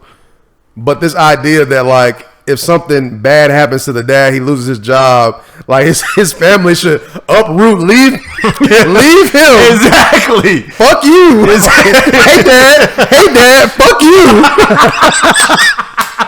Mom is going to get me a new stepdad to take care of us. Like, that shit sounds crazy, bro. It happens, but it shouldn't be that way. That shit crazy though. People okay, so do you believe in this? I saw a meme on Facebook. I gotta find it, but it was like, if a chick sees a guy who doesn't make that much money, she won't talk to him.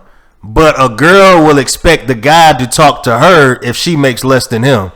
Why is that? Oh yeah, that was your question earlier too. Because I mean, women don't chase men chase women. So why would you? Why are you making that face? I'm just looking. I'm trying to understand. Because honestly, like, when have you known for the woman to pursue a man? No. Like, let's take the money out of it. I'm not saying pursue. I'm just saying, like, say for instance, a man make more money. We keep going back to this. Okay. You expect him to talk to you, right?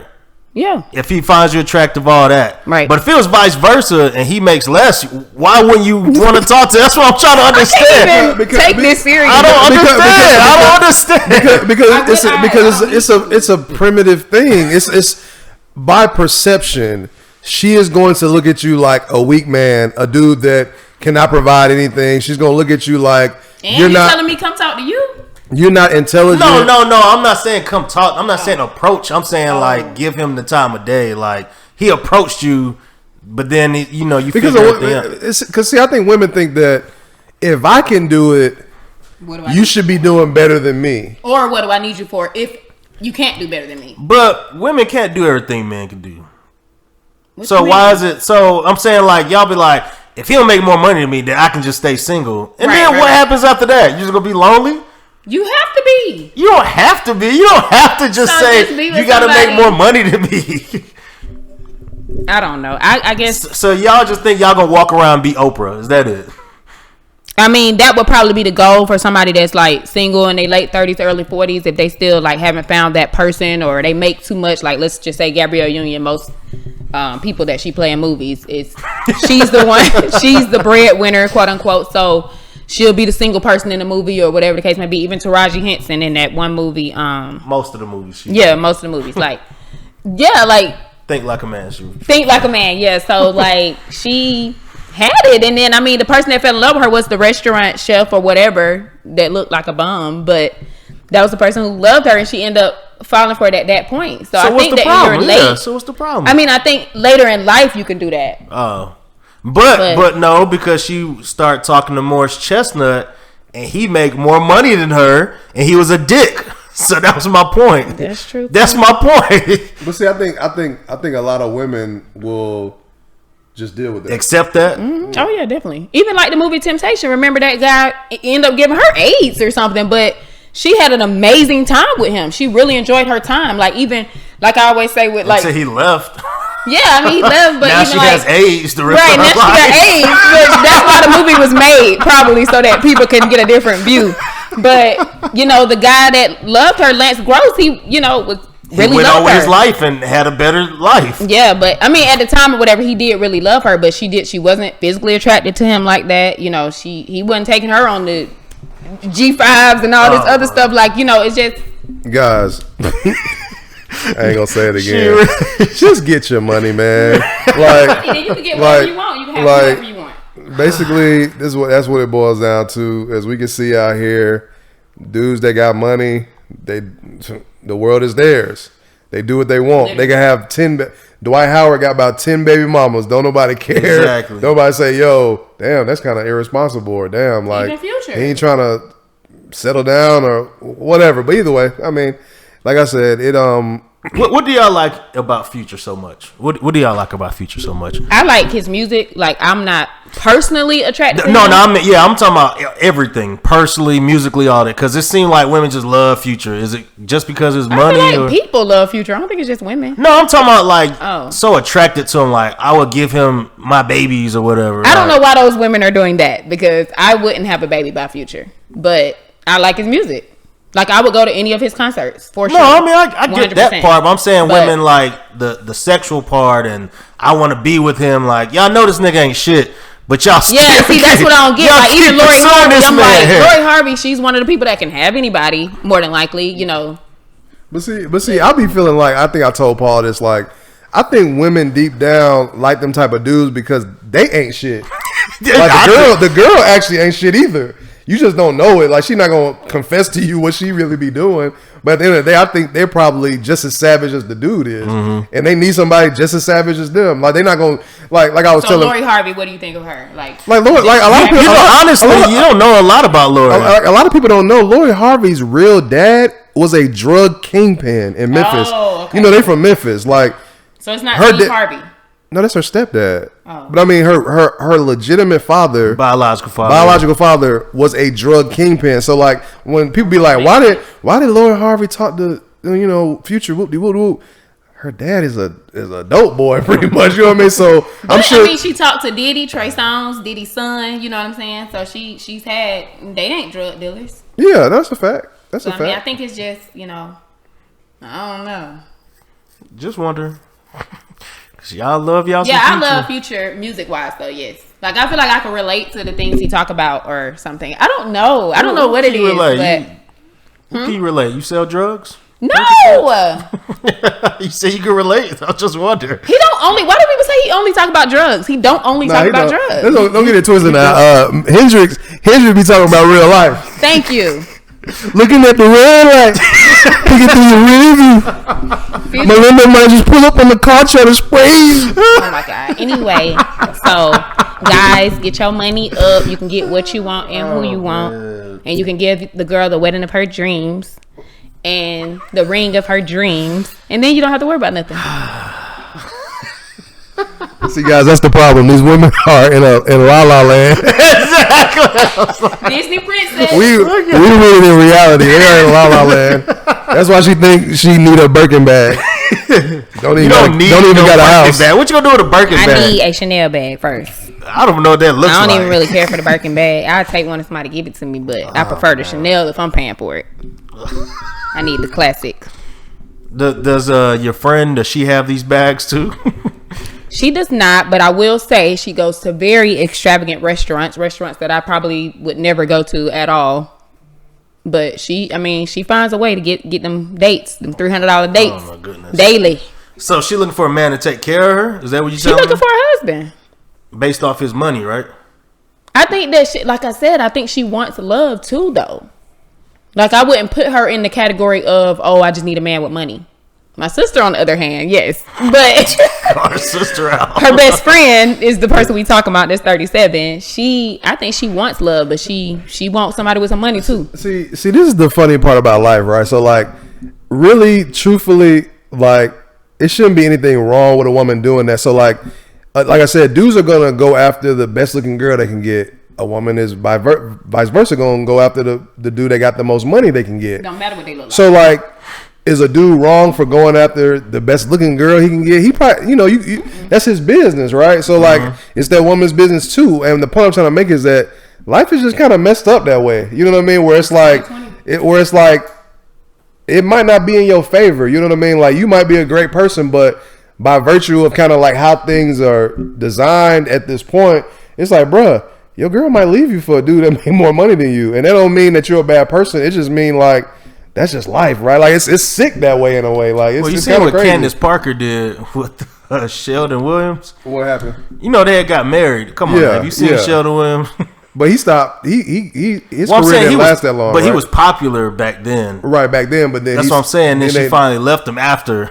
Because guess what? They hit you with that. You can't support my lifestyle. I'm expensive. You know, girls are always quick to tell you, I'm expensive. Do you disagree? Not like nice things. It's just like. Do you disagree that girls are expensive?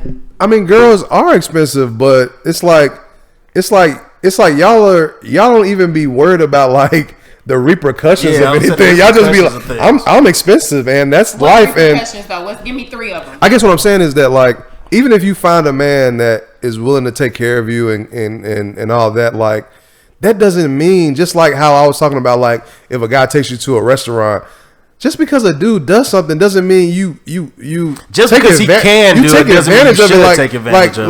Like it's like if you marry a millionaire, that don't mean that you can just go book a PJ, a private jet for $35,000 just because he can pay for that. He might look at you like, what? Like, exactly. Like, where's your head at? Like, just because we can don't mean we do. You know what I mean? Like, just because you can afford something does not mean you buy it. Like, it don't mean that. It's like. But if that guy chose that restaurant that costs $300, I think he has in his mind that, okay, I'm about to spend this when I go. But he's also, well, I can't speak for him, but he might be like, well, hopefully she don't hurt my pockets too hard. Well, I mean, okay, so this is the thing. I'm saying from a man's perspective. Right, but this is the thing. I think women have the mentality of like, women want to do that. The money that he has is disposable. Right. You know, like all for her. It's all for her. Like, it's not. You know, like they look at it like, if I spend $500 of it at this restaurant, like, look at me, I'm an investment. He should spend this on me, and it's like he still got 1,000 left. But it's like, yo, like I said, I think that women just have to be more like reasonable and logical, and like, not to say that you can't spend $300 at a restaurant. Sometimes, like, you know, we all work. Reward yourself. You know, reward yourself, cool. But just because this dude can pay for something, don't mean you go rewarding yourself all the time. Like he's the bank. I think that's why most women date older and most men date younger. Because think about if y'all 30, but y'all under 35, right? If y'all get a 26-year-old, she might be okay with hookah and drinks and, you know what I'm saying, like $150 tab. But let's say you date a 40-year-old and she wants you to come with that $300. You know what I'm saying? But that 60-year-old that took that 40-year-old out, oh, it's nothing. Here you go. Here my card, black card. So I think that's why the whole older, younger thing happens too. Because again, my sister, for instance, she's 35. She would never date anybody that's 35. Mm-hmm. She would never. She won't even date 45, to be honest. But I'm gonna just give her a. But if the 35-year-old had $10 million in the bank and approached her, she's gonna talk to him. Yeah, I agree with that. But that's the type of person she is, though, and she'll let you know. She would gladly be on this podcast and switch up everything. But like, it is about how the person treats you too. Like, she might not care that the person cheating or whatever the case. I don't know personally because I ain't never asked her. She's calling me right now, ironically. But she hear you talking. Yeah, she's gonna be like, yeah, put me on there. But so I feel that with me, I don't know. I just go off vibes. So I would want the person to have some kind of money for sure. So he has to have an updated car too, though. He has to have an updated car. He has to have. I'm not gonna even say updated, but it needs to be something I'm okay riding in. But that's different from what you said earlier, because anything could be nice. I've seen people. Well, I say my dad has like an older car. It's nice inside. It's real nice. So we pulling up the posture and it's nice inside. No, that's what you said. Another part of it could just be like we're the culmination of like the successes of the last generation, right? So like a lot of people's parents, you know, growing up nowadays, like people in our age bracket, like they might have struggled at one point early on in their life, but most people's parents, now that they're in their 40s and 50s and 60s, like most people got their lives together, and to some degree they had a decent house and a decent car, you know what I mean? So you might have saw that in middle school or high school eventually, you know, or early on in college. So like I think that we just, like, even my sister be saying like she can't live certain places because she like luxury, and I'll be like, you only like 22 or 23. What do you know about it? But then again, I think about how she grew up, and it's like we had a nice house, And my parents had, decent vehicles and stuff like that. So she got used to that lifestyle. I heard where the now rumors. that is normal to her. And I think that about you, Kamal. And I think that plays a part because it's hard for people to go backwards as it relates to like the lifestyle that they were living. So I think a lot of that, even when what Melinda says about women making more money, I think they're looking at it like my lifestyle will regress if I talk to a dude that makes less money than me. Like he won't be able, like the same way I'm buying myself a Chanel bag, he don't have enough money to buy me a Chanel bag. So what do I need him for? Yes, you see what I'm saying? Even though he's not agreeing with you. Even though to my bigger point, nothing should be rooted in you getting a Chanel bag. Exactly. Your care about a person, your ability to love this person should not be rooted in the material that they can provide. She rolled her eyes like that's not true. It's true. Okay, so then what are you going to do then? I'm saying if you don't buy the Chanel bag. I guess what I'm saying but is not everything should be materialistic. You paying bills? Bills ain't materialistic. I guess what I'm saying is even when I have a wife, she'll get nice things when I feel like giving it to her, and then on the other times she'll get it herself. Exactly. But the point is that. But that's not the only thing her money needs to be going to. He's talking about paying for other things. But the point is that nowhere down the line should our relationship be rooted in what I buy her. Right. You know what I mean? Like she should know, like my husband loves me. Yeah.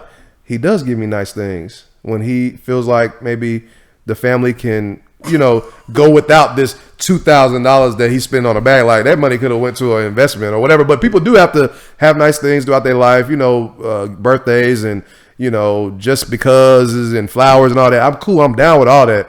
But this idea that my wife would turn on me based in the superficiality of it all, like if that's what marriage is, I'm cool. Like I'm super cool on that because that's gonna make me feel like that don't mean your wife is going to turn on you. Nobody said that. But you said leave. You said leave. I said in most women's eyes, any race, I don't think that she would love. I don't think she loved her husband. Then, if that's the case, no, that's not true. Because you can still love your people love. I'm just gonna leave. Right I'm just gonna take my. No. What you just said, they leave their ex and stuff, is because other reasons like. No, I'm saying they still love their ex or have love for them or whatever the case may be. So you can't just say like, "Oh, she ain't love me because she love." No, I still love you. I still go to whatever you need me to come to, or, as support or whatever. But so this is the perfect reality to me, right? Like if this is just one version of it, right? So like say my wife and I, we both work, we both make good money. I support the household, and she gets to do what she will with her money, right? I would want her to think to herself, if my husband, something happens, God forbid, that he gets injured on the job, he gets in an accident, he can't work, he loses his job, whatever. I've been using my money to build this business for the family so that if that does happen, we have a way to survive. And in that time where we're surviving off this business that I set up for the family, he can get himself back to wherever he was as far as his career or whatever. Like he gets himself back on his feet. And then from there, it goes back to just being normal again. Right. But like, hopefully it's like that. You see what I'm saying? Based on the conversation we had today. But because by the looks of it, it's like, yo, bro, your wife, bro, like, she's just gonna move on, bro. Like it ain't gonna be no. If you're treating her right and you're providing for the household, I don't see the girl leaving and moving on. But you just said most women would move on. No, I said most women won't move on. Oh, okay. I thought you said if they're being treated right and being taken care of. Okay, I thought you said most women will move on. Okay. Okay. Well, okay. I thought you said they will move on. I was saying they will move on in the case of when y'all were like, oh, he's struggling or he depressed or whatever like that. But what, shouldn't she support him? Like, yeah, I said she'll support him for a little while. I do think that. I don't think nobody gonna up and leave that day. So what if it happened to you though? What if you start getting depressed? You need that support system. You think he'll be like, all right, you got 2 weeks. I don't think he gonna say that. You got 2 weeks and I'm out. That's what you basically said. That's exactly what you said. You said support him a little bit. If not, leave. No. So I put on the calendar 30 days. Like I think that it's different with guys though. Why is that? Because if you're already doing 80-20, then I can come up with my little 20%. I might not get hired in 2 weeks, but I'm gonna come up with it some kind of way. Things happen is what I'm saying. Right. If you actually love your spouse, right, then you should support them no matter what. If they get a drug problem or something, all these celebrities, not all of them, a lot of celebrities have drug problems. Right. They don't leave their spouse because they try to work through it. Not all of them, some. Mm-hmm. So you're saying, so what would make you want to leave your spouse? What would make you want? Me would be cheating, like infidelity. Okay. So just cheating, around. Nothing else. I mean, because I've dealt with situations with like heavy gamblers. I even have it in my family, and you know, had aunts and stuff deal with that with their husbands and stuff like that. So,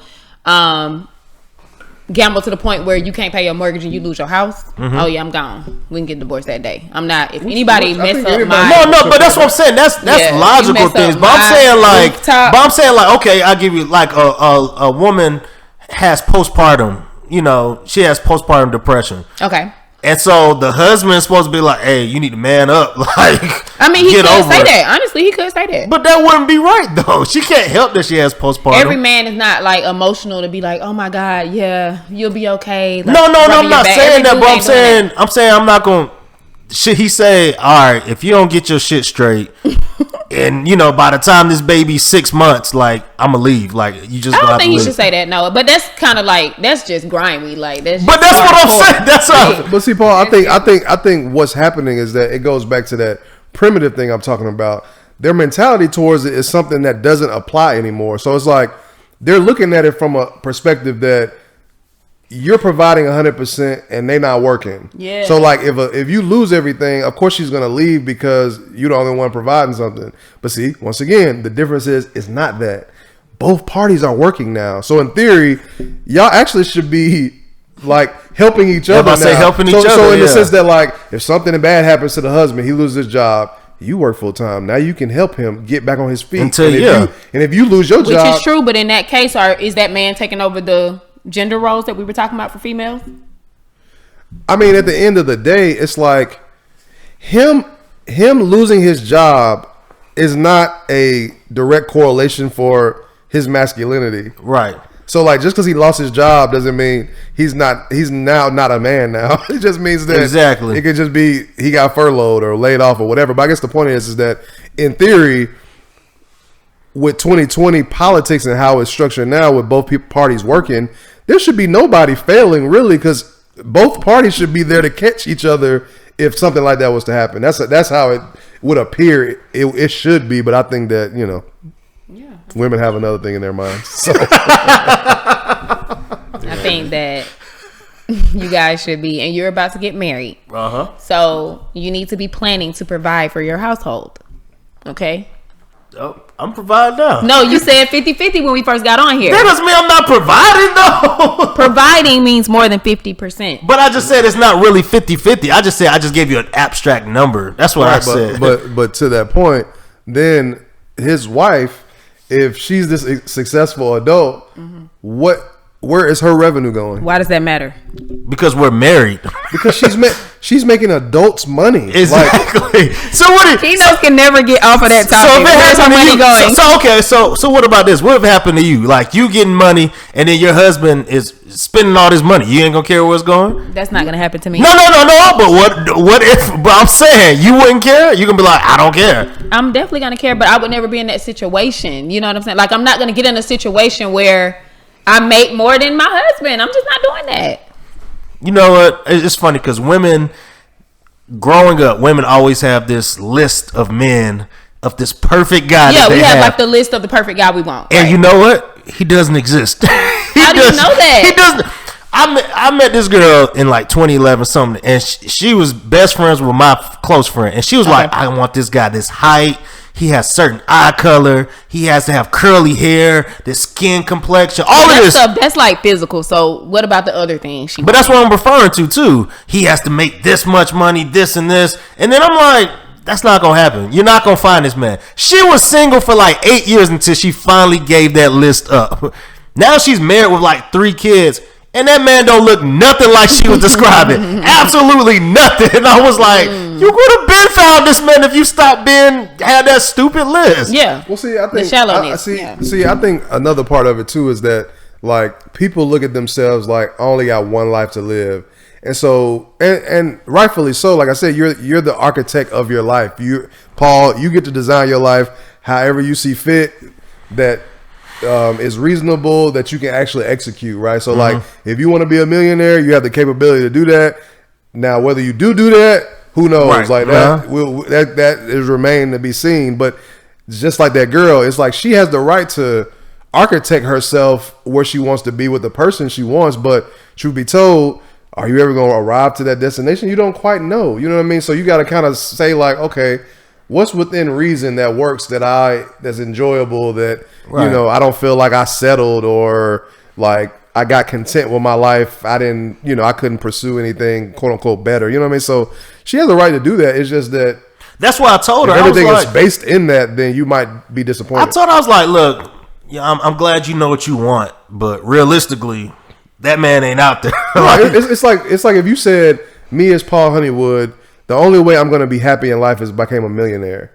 Well, then if all your happiness is rooted in becoming a millionaire, what happens if you don't end up being a millionaire? Yeah. So that means you had a bad life. You know what I mean? So it's just like, same thing for the girl. It's like, so if you don't get this dude that you didn't plot it out from hair to eyes to build to money to whatever, that means you're going to have a bad life? Like, you got to fine tune that a little bit. Like Mimi, just for example, what if the man of your dreams is just walking around? He playing pool or something out here in the clubhouse, but he ain't making $200,000. He making less than you. I don't know. He making $30K. Or maybe he got a business that's coming up off the ground that ain't even got there yet. What would you do? But like I said, you kicking it. You love his personality. He's ambitious, but he ain't making that money you want. So then that would be okay, because the ambition is another major thing too that a lot of people don't have, women and men. Okay, I agree with that. So, yeah, I mean, I'll give him a chance. But if you driving that 05 Honda, we just gonna have to go everywhere in my car. So you're changing. Okay, we got you now. All right. I'm changing. No, I'm not changing. What I'm saying is, what I prefer is somebody that does not have an 05 Honda. But if you know, I know I can work around it. I can drive my car when we go places. But I'm not getting your car. The point is, I was just saying, like, I think women, y'all have like higher standards that are unrealistic at times. And then when y'all find like the man that meets like the top stuff, like, okay, for instance, I dated this one girl and she stopped talking to me because she said I had to read 3 books a week. And I was like, what are you talking about? She's like, you have to read 3 books a week.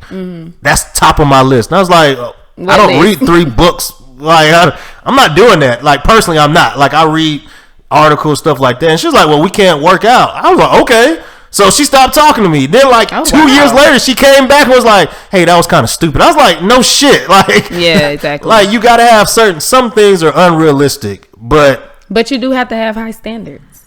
You do have to have high standards. I mean, but you can have standards. They don't have to be high standards. But it also has to be questioned, like, what exactly is standards? You know what I mean? Like, my standard might be different. Can be different than a girl. Like, I didn't travel the world. I got nice things. I got designer. I got a nice car. I live in a cool place, and I've seen a lot of things, been around people with money, been around people without money. But it's like at the end of the day, I have like ways that I gauge like what's important and what's not. Like what is a deal breaker and what's not. Like if I'm talking to a girl and she's not driving a foreign car, I don't care. Like if I'm talking to a girl, she's not making $100K. I don't care if she wears a designer or not. I don't really care about that. I'm more concerned with who you are as a person. But it's like with a lot of women, it's like you got to dress nice, you got to look nice, you got to have a nice car, you got to have a nice place, you got to do this and that. But back to the interesting point that y'all were just talking about, like women are by just where we at in history, they are expensive. Like they got to get their nails done, eyebrows done, lashes done, hair done, toes done, face done. Beat the face. Make sure you beat the face, because a lot of y'all ugly without it. But anyway, I digress. But the face. But either way, the point is that that's a lot of things that you got to pay for. A man can just get a haircut and throw his drawers and a shirt and some pants on and call it a day. Like these women got like 10 bills onto themselves, onto their body alone. They got 10 bills. So of course they want a man with some money because they need money to support that habit they got. So what would be some reasons people have stopped talking to you since he said like that girl said the book, like a crazy reason somebody stopped talking to you? I mean, I ain't gonna say crazy necessarily. I had a girl stop talking to me because I wasn't religious. I told her I believed in God, but I'm not a religious person. I've heard people stop talking to folks for that. Let me see. I mean, I'm sure there's other reasons. I guess that's the reason. That's one of the reasons, like that I know for a fact that was the reason. Other reasons I don't necessarily know because I didn't necessarily have a conversation with the girl about why she was not talking to me. You know what I mean? I can only assume, what the reason was. So from a woman's perspective, how do y'all do that? Like, how do we do what? Like when y'all break it off with men, besides the cheating part, the other reasons, like something you might have on your list. You just stop texting them. It's because y'all have so many options. Is that it? That could be it. Like I can give y'all an example of this one heavy set dude. I ain't gonna say fat on y'all podcast. You just said fat. This one guy I was talking to a few years ago. I was getting ready to go on a trip, and this guy had already, flaunted all this money and went on all these extravagant dates and all this other stuff. And I was like, okay, can you cash out me $300 for my spending money for my trip? And he was like, oh yeah, I got you, or something like that. Like I knew it was some bullshit.